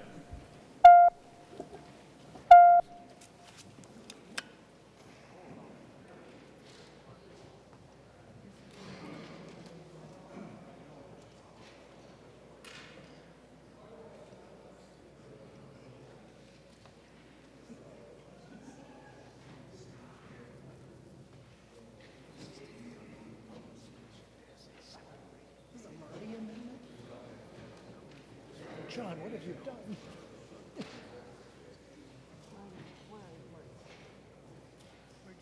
He just asked to take the policy.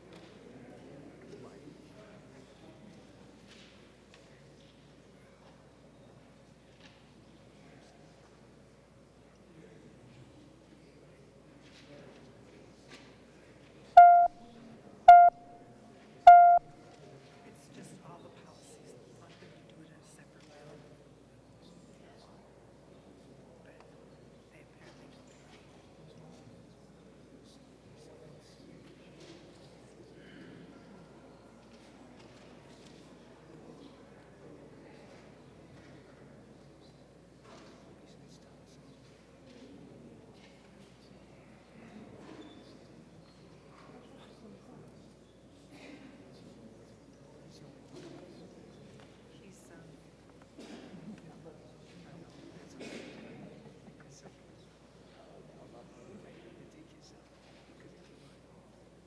His came on after his amendment was written. So his would have stayed in. His would have been the only policy.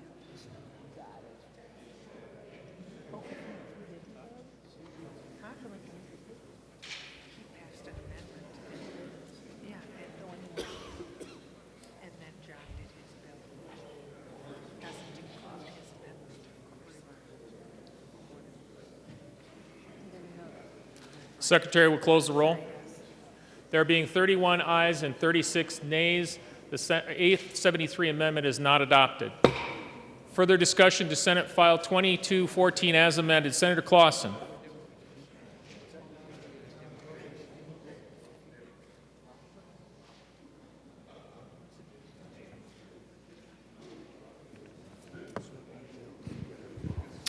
Mr. President, I'd like to offer the A74 amendment. The Secretary will report the amendment. Senator Clausen moves to amend Senate File 2214 as follows. Page 31, line 1, delete. This is the A74 amendment. Senator Clausen. Thank you, Mr. President. Well, the A74 amendment removes item A from section 16, which is the state grant tuition caps, living and miscellaneous expense allowance from the higher education omnibus bill, and that's found on page 31.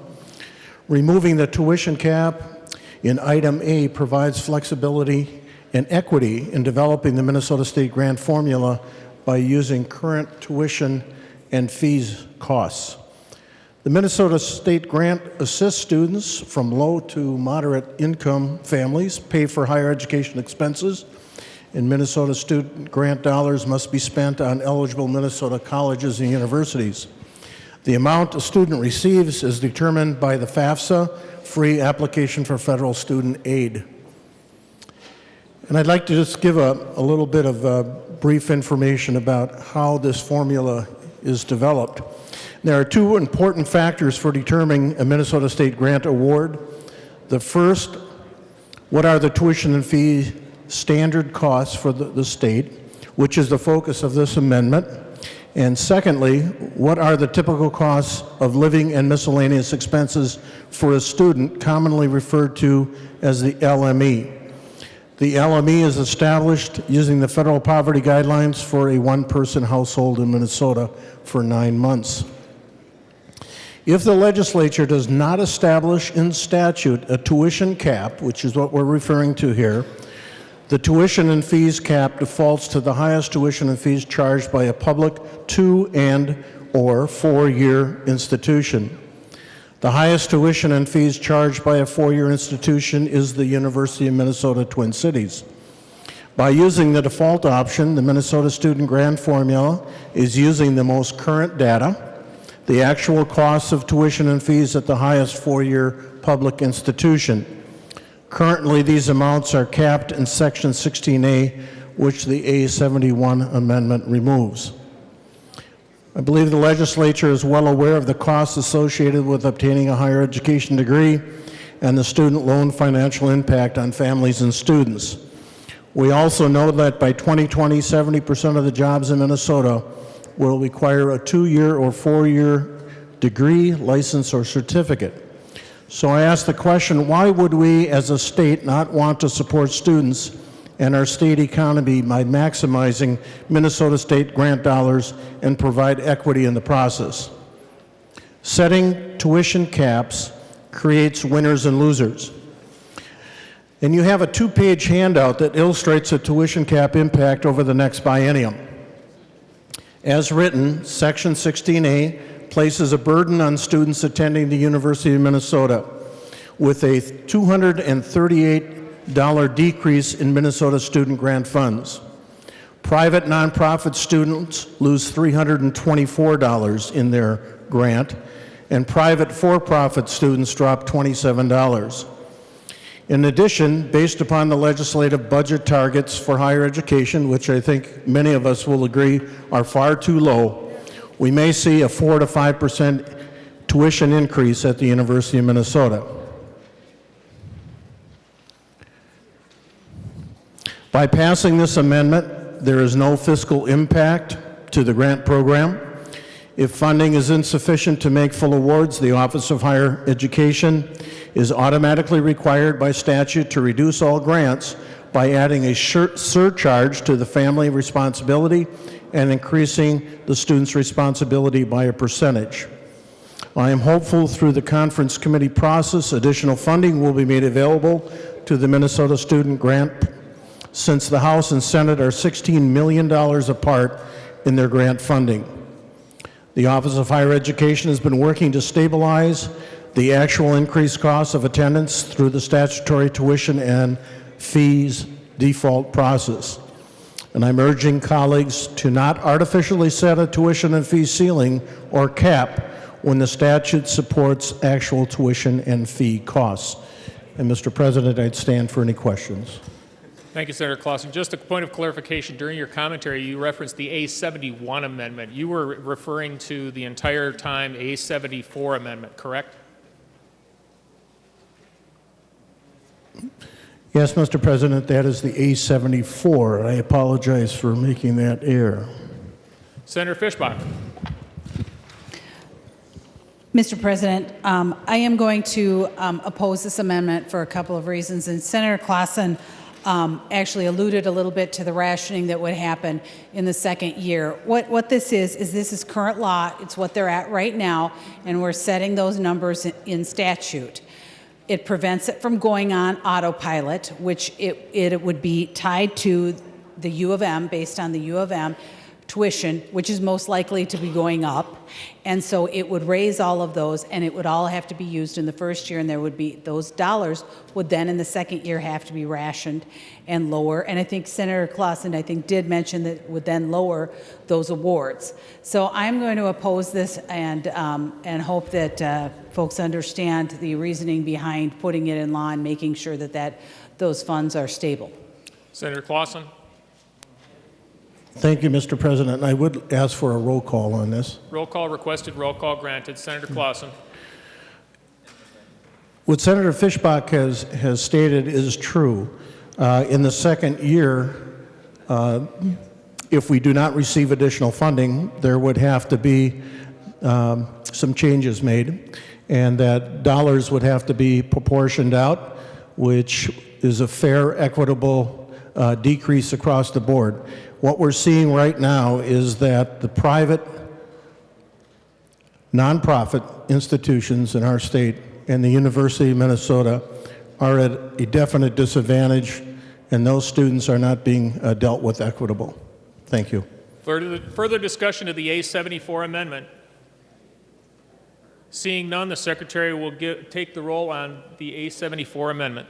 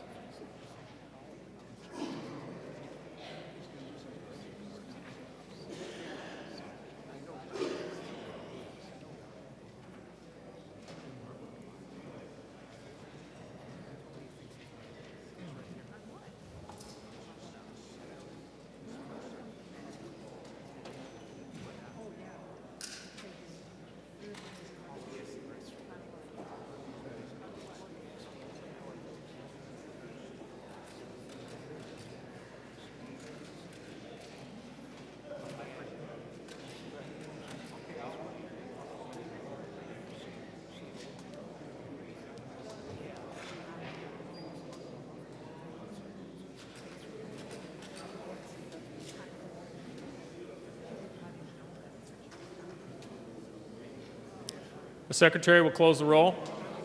There being 33 ayes and 34 nays, the A74 amendment is not adopted. Further discussion to Senate File 2214 as amended. Senator Friends. Thank you very much, Mr. Chair, and thank you, members. I rise to just make the simple point that Minnesotans know you get what you pay for. We're talking about education funding in higher ed in a state where we are known nationwide for high quality higher education. The institutions in my district and the institutions of the state are watching us now. So I just want to point out to members, as you consider voting, Minnesotans know that if you get what you pay for and you pay less, you also get less. Thank you very much. Senator Simonson. I'm sorry, Senator Isaacson. Thank you, Mr. President. I'd like to move the A75 amendment, please. Secretary will report the amendment. Senator Isaacson moves to amend Senate File Number 2214 as follows. Page 11, line 12, delete. This is the A75 amendment. Senator Isaacson. There's a copy there. That's 74. Sorry. I'm on 75. Thank you, sir. The A75 amendment is designed to give Min-State to be in the same line as University of Minnesota. Right now in the bill, it says we request that the University of Minnesota gets a tuition increase, but we request a tuition freeze, and we mandate for Min-State a tuition freeze. And I really just want to walk you through what that means. Sorry, focusing forward here. I really want to walk you through what this means. I think that we all inherently think a tuition freeze or even a reduction would be a really nice thing, and I'm probably going to share a little bit more about that later. But the reality is that what we've done in this language is we've said you're going to freeze your tuition and you cannot recoup the costs in any other way. And what that does is they've asked for like $170 million. We gave them $50 million, so we shortchanged about $120 million of what they need after already having gone through rather draconian cuts. And then we're going to say not only that, but you don't get to keep up with inflation this year. And so we're going to make you freeze your tuition as the only other source of revenue that we have, and you can't recoup it anywhere else. And so the problem I have with that is a couple-fold. First of all, having now taught in the MnSCU system for quite some time, I can tell you that these cuts are no longer just trimming fat. These cuts are getting into the direct quality of the education we're providing and the services we're providing. It also cuts into basic things like how much the rooms get cleaned by janitors, because we can't pay our janitors to be there full-time or as much as they used to be because we're trying to pinch pennies everywhere we can. I would be much more understanding of a bill that would be thinking about this kind of stuff when we don't have the ability to not do that, when we have a financial situation that would allow us to take care of these folks, when we're sitting in deficit spending. But we're not. We're not sitting in deficit spending. We're sitting with a surplus, and yet we're going to absolutely cut them to the bone again. And I can tell you that our schools cannot survive much more of that. And so as much as I want there to be a tuition freeze or to lower tuition, that's only going to work if we choose to invest in the state, and we have simply chosen not to make them a priority in our budget here in the Senate. And so this amendment provides a little relief to that, and I hope that you'll consider supporting and not requiring a tuition freeze. Thank you. Senator Fischbach. Mr. President, I will respectfully oppose the amendment. I think that we need to set the tuition freeze in law, and not think it's important for the students to understand that the tuition freeze is there and that we are serious about helping them with college expenses. Senator Isaacson. First, I'd like a roll call. Roll call requested, roll call granted. Senator Isaacson. I would like to agree with Senator Fischbach if I didn't think that these cuts are going to indeed actually have the opposite effect on the quality of the education they're going to get at the schools. If I didn't believe that the cuts that we're already doing, which are just unconscionable, aren't going to have horrible effects on the quality of the education we're going to be providing long term. It doesn't do us any good to provide an affordable education if the education isn't worth anything. And at the rate we're going, that's the direction we're headed. And so if we're going to talk about one, we can't pretend like it happens in a vacuum. We have to realize that if you're going to freeze tuition, then you have to pay for it. Bottom line, this doesn't make sense to me that we continue to create roadblocks for something in our state that only has a positive ROI and makes our citizens better. Yet we confuse continually over the last several bienniums on both sides to fund it adequately. And so we're going to begin to see the effects of that, if not we haven't already, on the quality of the education we're providing. And so it is in our best interests to pass this amendment, and I'd love to have your support. Thank you. Seeing no further discussion, the Secretary will take the roll on the A75 amendment.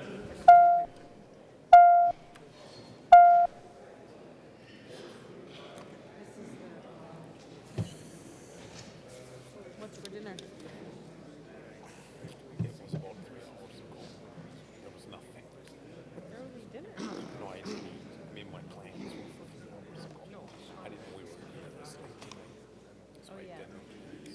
To the hot dog stand. Apparently they had a sandwich corner place at Bach mentioned they had hot dog specials today. For us? No, just there. 3 more. Let's get it over with. I gotta get home. Secretary will close the roll. There being 29 ayes and 38 nays, the A75 amendment is not adopted. Further discussion to the 2214, Senate File 2214 as amended. Senator Clausen. I have the whatever amendment, the Globe one. He hasn't done the Globe one, right? Mr. President, I have the A68 amendment. Secretary will report the amendment. Senator Clausen moves to amend Senate File number 2214 as follows. Page 26, delete Section 7. This is the A68 amendment. Senator Clausen. Thank you, Mr. President. Well, the A68 amendment removes Section 7 of the bill. That's the private institutions' adjudication of fraud or misrepresentations. Section 7 of the Higher Education Omnibus Bill is in reference to a recent decision by the Office of Higher Education to revoke Globe University and the Minnesota School of Business Authority to operate in the state of Minnesota following a judge's order ruling that the for-profit schools committed fraud in marketing and recruiting for their criminal justice program.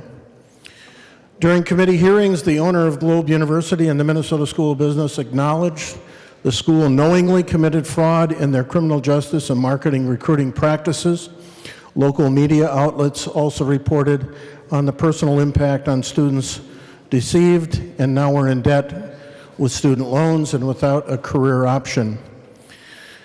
The institution broke their contract and trust with students. The current bill language on page 26 states the Office of Higher Education may revoke or deny a school to operate in Minnesota if there has been a criminal, civil, or administrative adjudication of fraud or misrepresentation. The word may is troubling and does not have the support of the Attorney General's office or the Office of Higher Education. The A68 amendment removes Section 7 from the bill and continues to allow the Office of Higher Education to make decisions on institutions found in violation of the law to continue operating in Minnesota.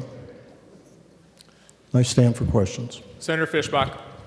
Mr. President, the language that exists or that we have in the bill, Senator Clausen is correct. It was addressing, and I think I even mentioned it in my explanation, that it was trying to address the Globe School closing, where many students were left with, short of credits, and just it was a mess. This language moves a shall to a may, and it would allow more flexibility for OHE to take care of these things instead of closing, for example, instead of closing the entire Globe College, they would be able to just do that program where that it was proven they had fraud, which was the police program, whatever the judicial program was. But that would allow just that program and the other students to continue their schooling. And so I think this is good language that we need to keep in here to allow that flexibility so that those students aren't stuck in that same spot again, so that we don't have this happen in the future and OHE can address it. Thank you. So I oppose the amendment. Senator Clausen. Thank you, Mr. President, and Senator Fischbach, thank you for that response. I still have difficulty when we have a higher ed institution that defrauds students, leaves them without a career option, owing a considerable amount of money, and I really would like to see this in the hands of the Attorney General and the Office of Higher Education.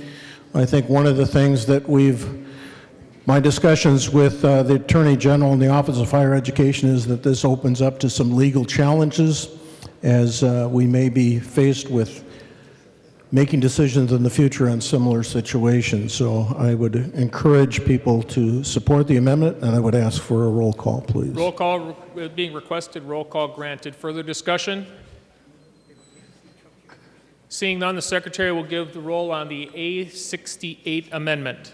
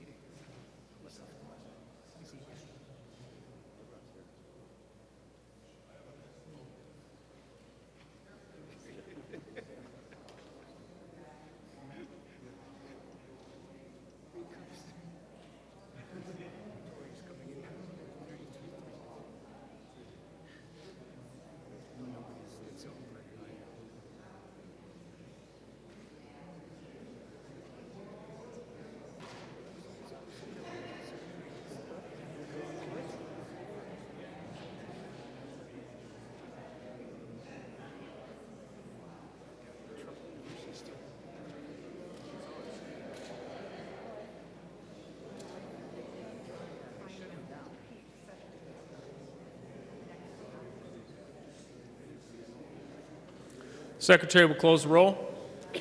There being 33 ayes and 34 nays, the A67 amendment is not adopted. Senator Clausen. Thank you, Mr. President. We're going to try again here with the A71 amendment. Secretary will report the amendment.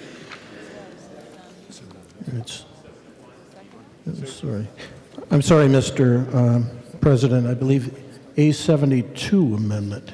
The Secretary will report the amendment. Senator Clausen moves to amend Senate File Number 2214 as follows.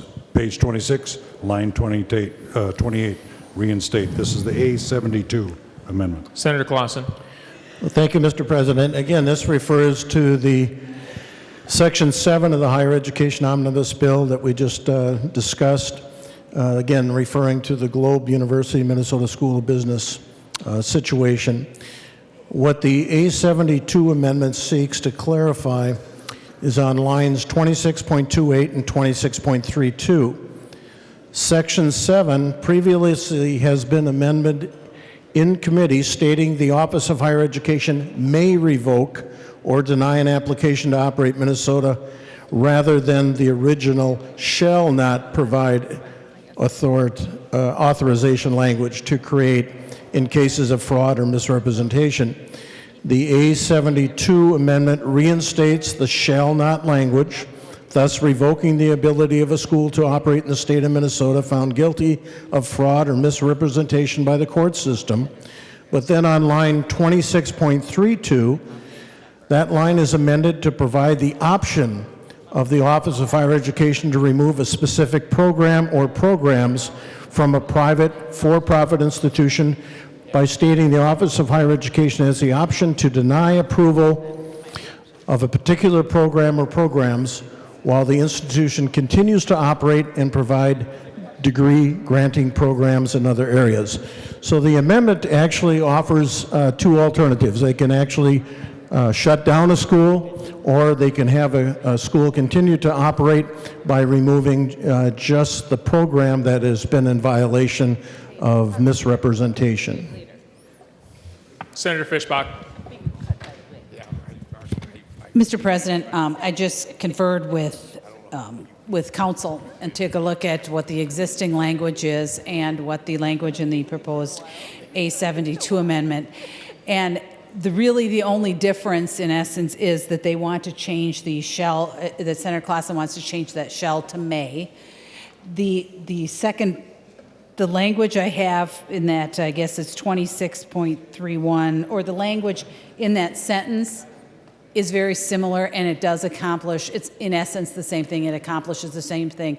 The difference in the two would be the shall to the may, and I would prefer to keep the may, because I believe that provides the flexibility that we are looking for in order to deal with those situations as they come along. So I do think that second sentence, they're very similar. They do, in essence, the same thing. And so I'm going to oppose the amendment because I'd like to keep the may. Thank you. Senator Clausen. Thank you, Mr. President. And again, thank you, Senator Fischbach, for that response. Again, I'd like to ask for a roll call on this and just restate that, again, this is a request supported by the Office of Higher Education and the Attorney General's office, and I think it gives the latitude to those offices to make this decision, and I would appreciate your support. Thank you. Roll call being requested, roll call granted. Further discussion of the A72 amendment. Senator Marty. Thank you, Mr. President. I just wonder, I know a number of years ago, Trump University had a number of things. They actually shut down. I mean, they did go out of business. If we had a similar thing here, I guess I just think that Senator Clausen's amendment would give us a lot better chance to put those businesses out of business. Further discussion of the A72 amendment. Seeing none, the Secretary will take the roll on the A72 amendment.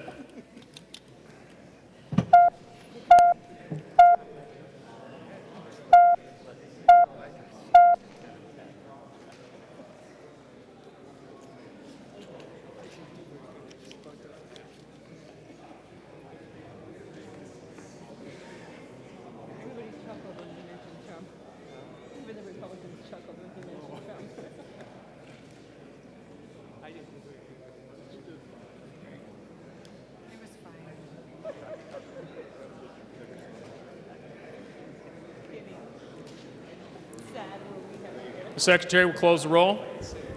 There being 33 ayes and 34 nays, the A72 amendment is not adopted.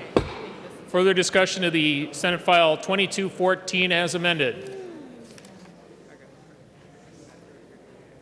Seeing none, the Secretary will give Senate File 2214 its third reading. Senate File 2214, a bill for an act relating to higher education. Third reading. Senator Cohen. Mr. President, members, on third reading, I wanted to speak about this bill for a few minutes. And I do so knowing that Senator Fischbach has put a lot of effort into this.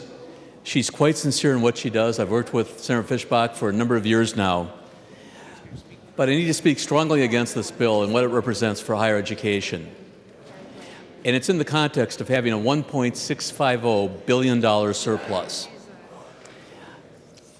At some point, I noted that there are 28 members on the Senate floor, if I'm not mistaken, who did not serve in the legislature, House or Senate, prior to 2012. None of those members know the difficulty that everybody on this floor went through during the years of deficit, those of us who were here for longer periods, beginning in 2002 through 2012. And there's no part of the budget that was hurt more than the higher education budget. Many parts of the budget have recovered from what happened during those 10 years, not to perfection, but there's been some significant improvement. Higher ed, I believe, is the notable exception to that. Just think of the numbers, members. If you take a look at the two education systems, Minn State in 2002 had an appropriation of approximately $602 million. If you adjusted that number to 2017, that should be approximately $815 million. Instead, the reality for Minn State is $673 million. For the University of Minnesota, the 2002 appropriation, $643 million. If adjusted in 2017, $879 million.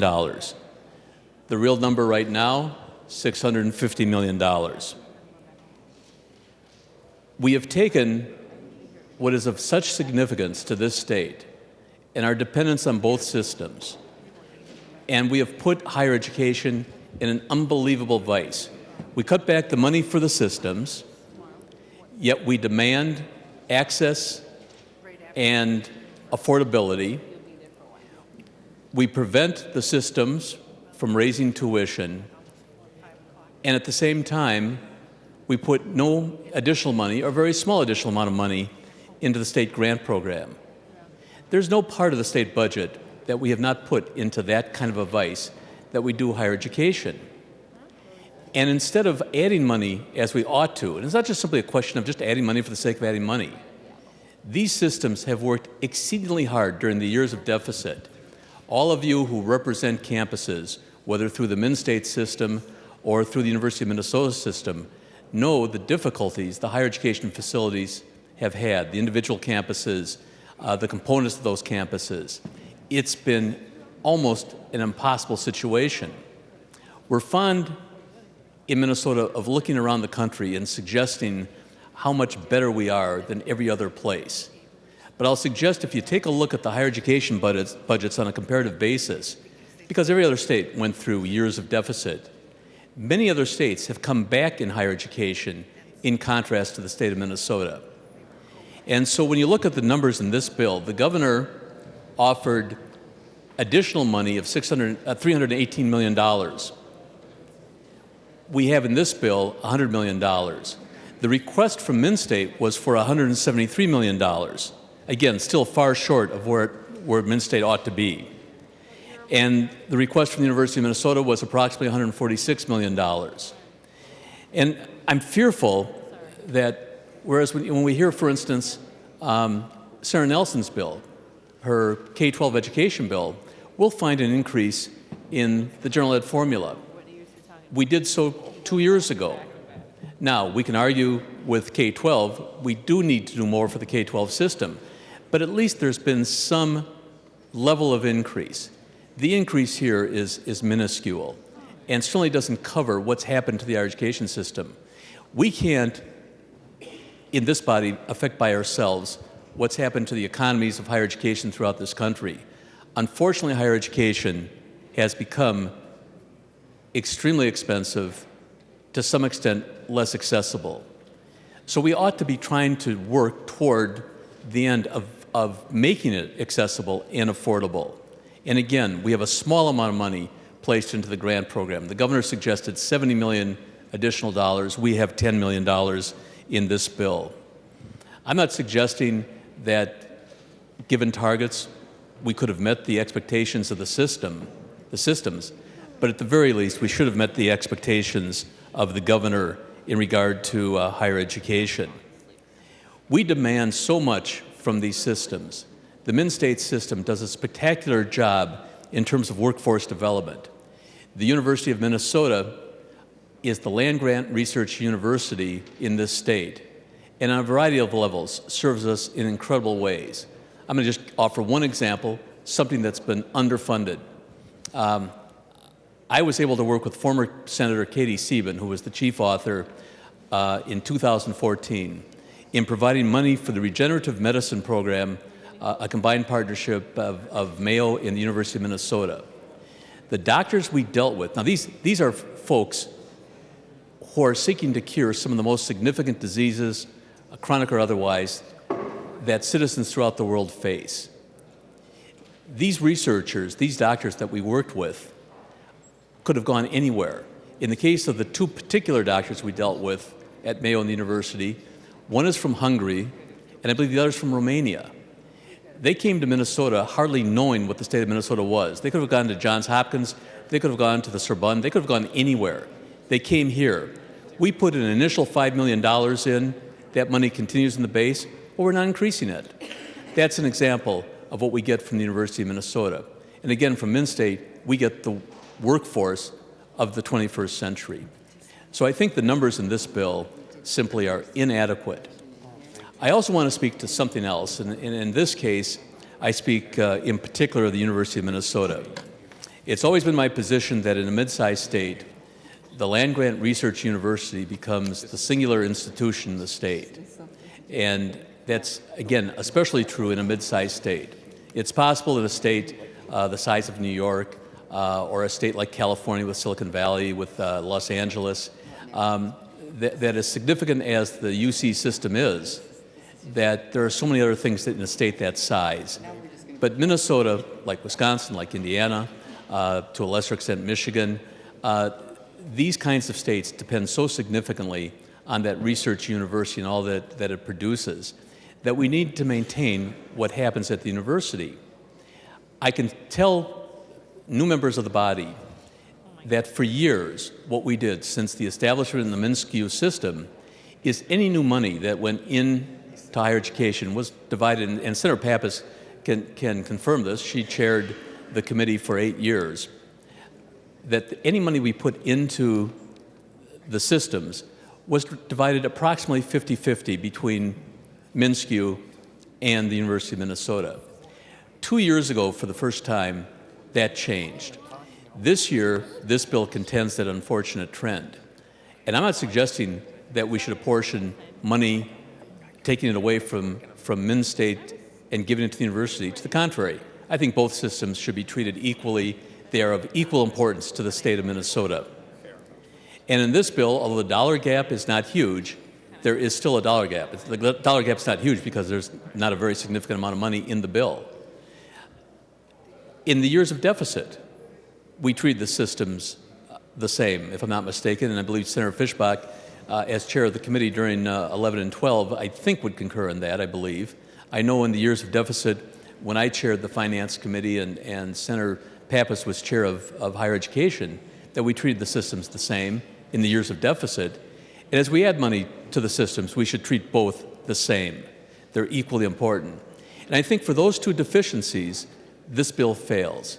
And it saddens me because I think so often in this body, and let me make it clear, this is not a criticism directed toward the majority party.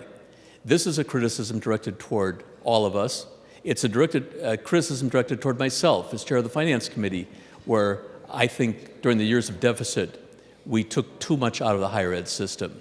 I think this is a universal failure on the part of the Minnesota legislature and the part of the Minnesota Senate over the years. I hope new members here might listen to this and might reflect on it in the context of the campuses you deal with. And I'm going to vote against the bill. I would expect the bill is going to pass. But I hope in the future, as we have other higher ed bills, if we continue to have monies available to put into various parts of the state budget, we'll remember how important these systems are and not give short shrift to higher education, as I think, unfortunately, we do in this bill. Again, this is not directed as a criticism towards Senator Fischbach. It's a criticism directed toward all of us. I understand the difficulty Senator Rosen had as chair of the Finance Committee, where folks come and they look for a higher target. Believe me, I know exactly what Senator Rosen has been going through this year. But I do think this is an area of the budget that is just simply taking us in the wrong direction. And I hope members might think about that as we vote on the bill this evening. Thank you. Senator Isaacson. Thank you, Mr. President. I want to start off sharing my thoughts about this bill by way of a metaphor. In the 1990s, and if you've been in any committee with me here at the Senate, you've heard me talk about this. We, for reasons beyond my understanding, began to really make a focus beyond four-year education, and we divested in K through 12 in the area of vocational education. And we really began to do this four-year college approach, which wasn't bad, but it wasn't balanced, and we certainly didn't support vocational education as it once was. Fast forward 20 years, and we have historic shortfalls in skilled labor, particularly in the manufacturing sector. And almost anybody who can do math understands the direct correlation between our disinvestment in vocational education and the current situation we're faced with, where we just don't have enough skilled workers. We have went so far as to create a pipeline for jobs. I myself have co-authored that bill, and I've wrote several others that have spent money putting people back to work and providing training through our two-year colleges. But we've created what I would like to call or frame as a generational problem. It's a problem that we made some decisions in the 90s, not just us, but education in general, that now 20 years later, as a generation, we're dealing with a problem that's not easy to fix. We talk a lot about and understand now how clearly vocational education is needed back in K-12, because it's clear to us now with hindsight. But the reality is we're cleaning up the mess, spending a lot of money trying to fix it on the back end. And isn't that a metaphor for many of the problems we deal with here at the state Senate and state government? Well, to take that a step further, this metaphor, I believe, applies today in higher education, and we want to expand our gaze 20 years out into the future. This problem that we're facing has been brewing for the last 40 or 50 years, but in the last 15 years, it's become especially acute. We have, without a shadow of a doubt, pushed the burden for paying for education from the state to the student. We have created a student debt crisis in our inability to fund higher education at the levels that I think our citizens and, frankly, our students would demand. In 2002, the state covered approximately 66.5% of the costs of education for the University of Minnesota. Today, it's 42.5%. In 2002, students covered the cost of about 33.3%. Today, it's about 57.5%. You can see that there's an inverse relationship. And that's just the U. We have a similar problem going on at Minnesota State, at the Minnesota State system. So over the past few years, we've even had several bills that have been designed to alleviate or fix or address student debt issues, student loan forgiveness plans. And let me be clear, that is exactly how we do things wrong in state government. Rather than addressing the issue on the front end, now we're trying to fix it on the back end. And this is a continuing theme. I just sat through 18 hours or whatever it was of Health and Human Services where that same story was told over and over and over and over and over again in the way we pay for things. We have failed to support the mission of higher education. We have failed to provide what we need for our schools and our students. The voc ed metaphor applies the situation in a much more insidious and permanent ways. 20 years from now, when we've disinvested in colleges the way we have, what problems might we be facing with a less educated, less engaged populace? You know, anecdotally, I've seen time and time again clear reports or stories about how Minnesota ranks in the top 10 in this and the top 10 of that. It's voter turnout, it's number of per capitas, a number of, nonprofits per capita, number of Fortune 500 per capita, quality of life, best place to raise a child. There's been a lot of those. And so I did a little research, and I found that the U.S.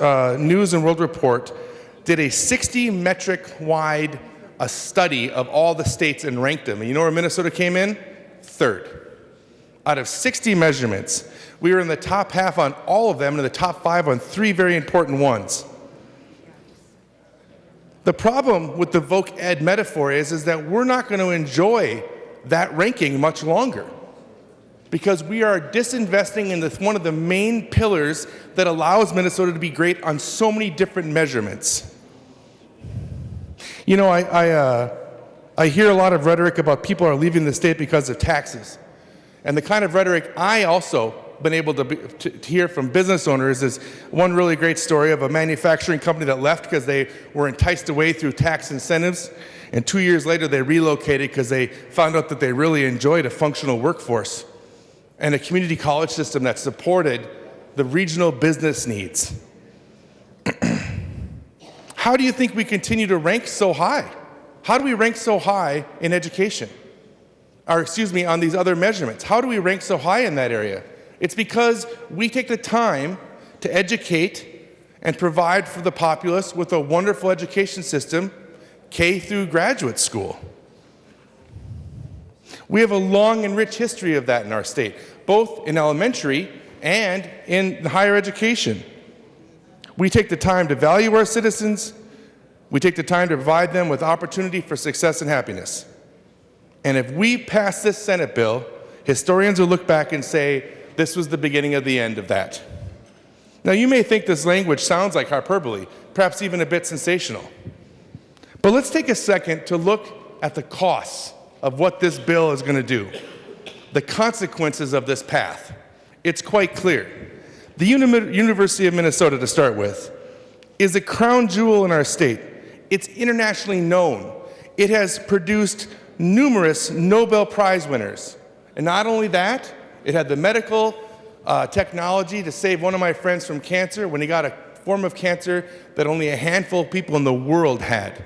And it just so happened, lucky for him, the guy who made the treatment to cure this cancer was at the University of Minnesota. This school does amazing things. And that guy's a lifelong friend of mine. I was the best man in his wedding. And I can tell you how lucky it was that he was in Minnesota and not Mississippi or Missouri or Texas or North Carolina. The University of Minnesota is an economic engine in our state that has no rival. One study showed that for every dollar we put into the University of Minnesota, we get $13 back. Show me an investment like that. $13 back for every dollar we put in. So every dollar we don't put in is costing us $13. There isn't a better investment. Not only that, but why do we make barriers, as I've said before, and I'll say it again, and I'll keep saying it till we stop doing it, to one of the few things that's only designed to make our state better, people more educated, and the chance to pursue their happiness? Why do we make barriers like that? This bill is that such barrier. Let's talk about the Minnesota system for a second. Now, I've been lucky enough to teach for the last 7 years at a couple of the community colleges.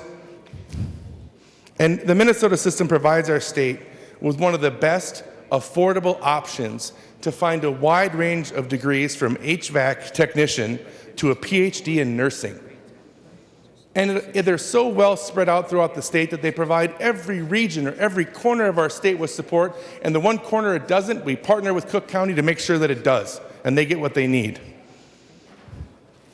Our two-year colleges are quite simply the last line of defense for the middle class. Not only because in a recession, it helps provide people with opportunities when they lose their jobs, which is very, very important, but also the students I see in my classes, the students that left high school without a plan. They were left behind because all they were told is go to a four-year college or good luck. Those students that are now coming back to my classes at Century College 10, 20, 30 years later, looking for an opportunity to find success, looking for a chance to get a job and be successful. We are on a path that will reverse our good fortune. And our peer group will be Missouri, Mississippi, Alabama, and Arkansas. Not just in education, folks, but in quality of life, in our economy, in how active we are as a culture. These are not the states we want to be peers with. This is not what we're used to hearing. But this bill does that. So when I say what are the consequences of the path, this bill takes away from what these schools provide to our state that are so vitally important. When we think about what our priorities are, when we think about what matters to us, if I were to sit down, and I'm not the majority leader or the governor or anything else, I'm just a freshman senator, but if I said, let's list what we got to take care of, I would imagine that education, those that can't take care of themselves, and children should be my top three priorities, maybe not in that order. And I can tell you that the way the current majority's budget plan is beginning to shape up, it's not in the top 10. Every dollar we spend on a tax cut, we're saying is more important than our future and our children and our education system. That doesn't mean there isn't a time for prudent tax cuts when it goes to the middle class, but I suspect the $900 million tax bill we're going to see rolled out has a whole lot more than that. If we want our priorities to be a stronger economy, an educated populace, and I know this sounds cheesy, but I'm going to say it, the right to pursue happiness, whatever that means to me, we need to invest in our higher education system. The current investment we make into M-State and the University of Minnesota doesn't even come close to covering what they need just to function at the level they're at right now. The disastrous language we have in there on a tuition freeze without being able to recoup the money actually does a double whammy on Minnesota State, which provides support for those that are in the middle class, those that are trying to find their version of the American dream that don't need to go to a big international university to do it. We are absolutely disinvesting in our future. So let me walk you through the metaphor I used again. 20 years ago, we disinvested in voc education. And by doing that, we have a shortage now of skilled workers. It isn't hard to see that as we disinvest from one of the biggest pillars of our society, that down the road, we're going to have a similar problem. Period. We're going to be disinvesting in that, and we're going to drop on best place to live, on most nonprofits. We're going to have a workforce that attracts businesses to come here anymore. People are not going to be as engaged. People aren't going to vote as much. This is a serious problem. And it's part of a symptom of a larger problem our state government has in the way it spends its money. One second. And so I want to be clear that our responsibility here to the students, to the citizens of our state, is to provide them with every opportunity to be successful, and this bill does not do that. I hope that as we move forward, we take this seriously, we take the time to be very serious and intentional about spending some money in targeted investments for higher education that provides ourselves with that opportunity. I urge you to vote no on this bill, send it back, and let's do it right. Thank you. Senator Pappas. Thank you, Mr. President and members. I'm going to be brief because Senator Cohen and Senator Isaacson said about everything I wanted to say. But just to summarize, I have to say I'm deeply, deeply disappointed in this legislation. With a $1.65 billion surplus, we're putting a measly $100 million into our higher education systems. over $200 million less than what the governor's recommending. When I chaired the Higher Ed Committee, which was like 10 years ago now, I chaired during a period of recession, as Senator Cohen said. We had to cut the higher ed budget. I think I even voted against my own bill in committee. And what happened? Tuition went up, student debt went up, there were layoffs, there were reduced course offerings, we weren't supporting the vital research mission of the university. This showing the priorities of the majority caucus is a recession budget. A recession-era budget in an era of prosperity. We're not in a recession, we have a surplus. I think this bill is a serious mistake by not making greater investments in our higher ed institutions.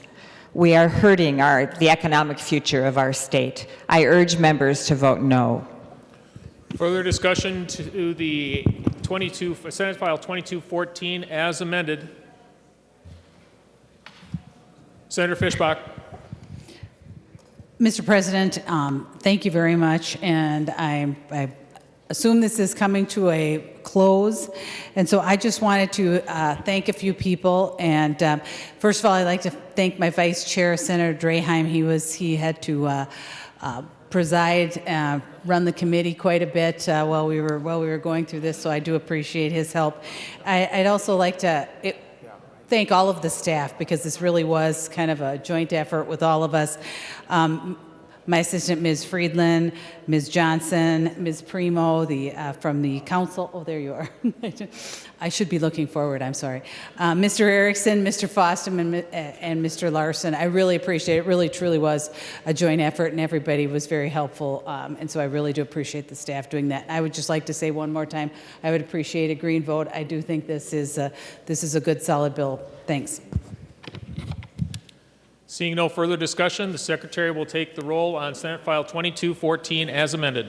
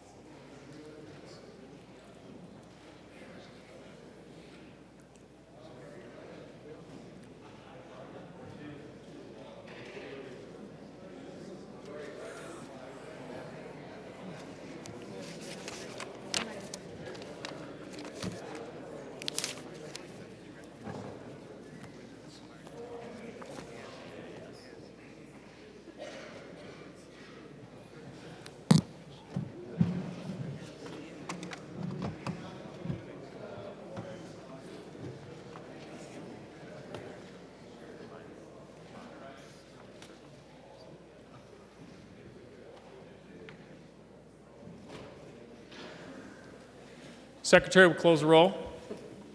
There being 36 ayes and 31 nays, Senate File 2214 passes and its title agreed to.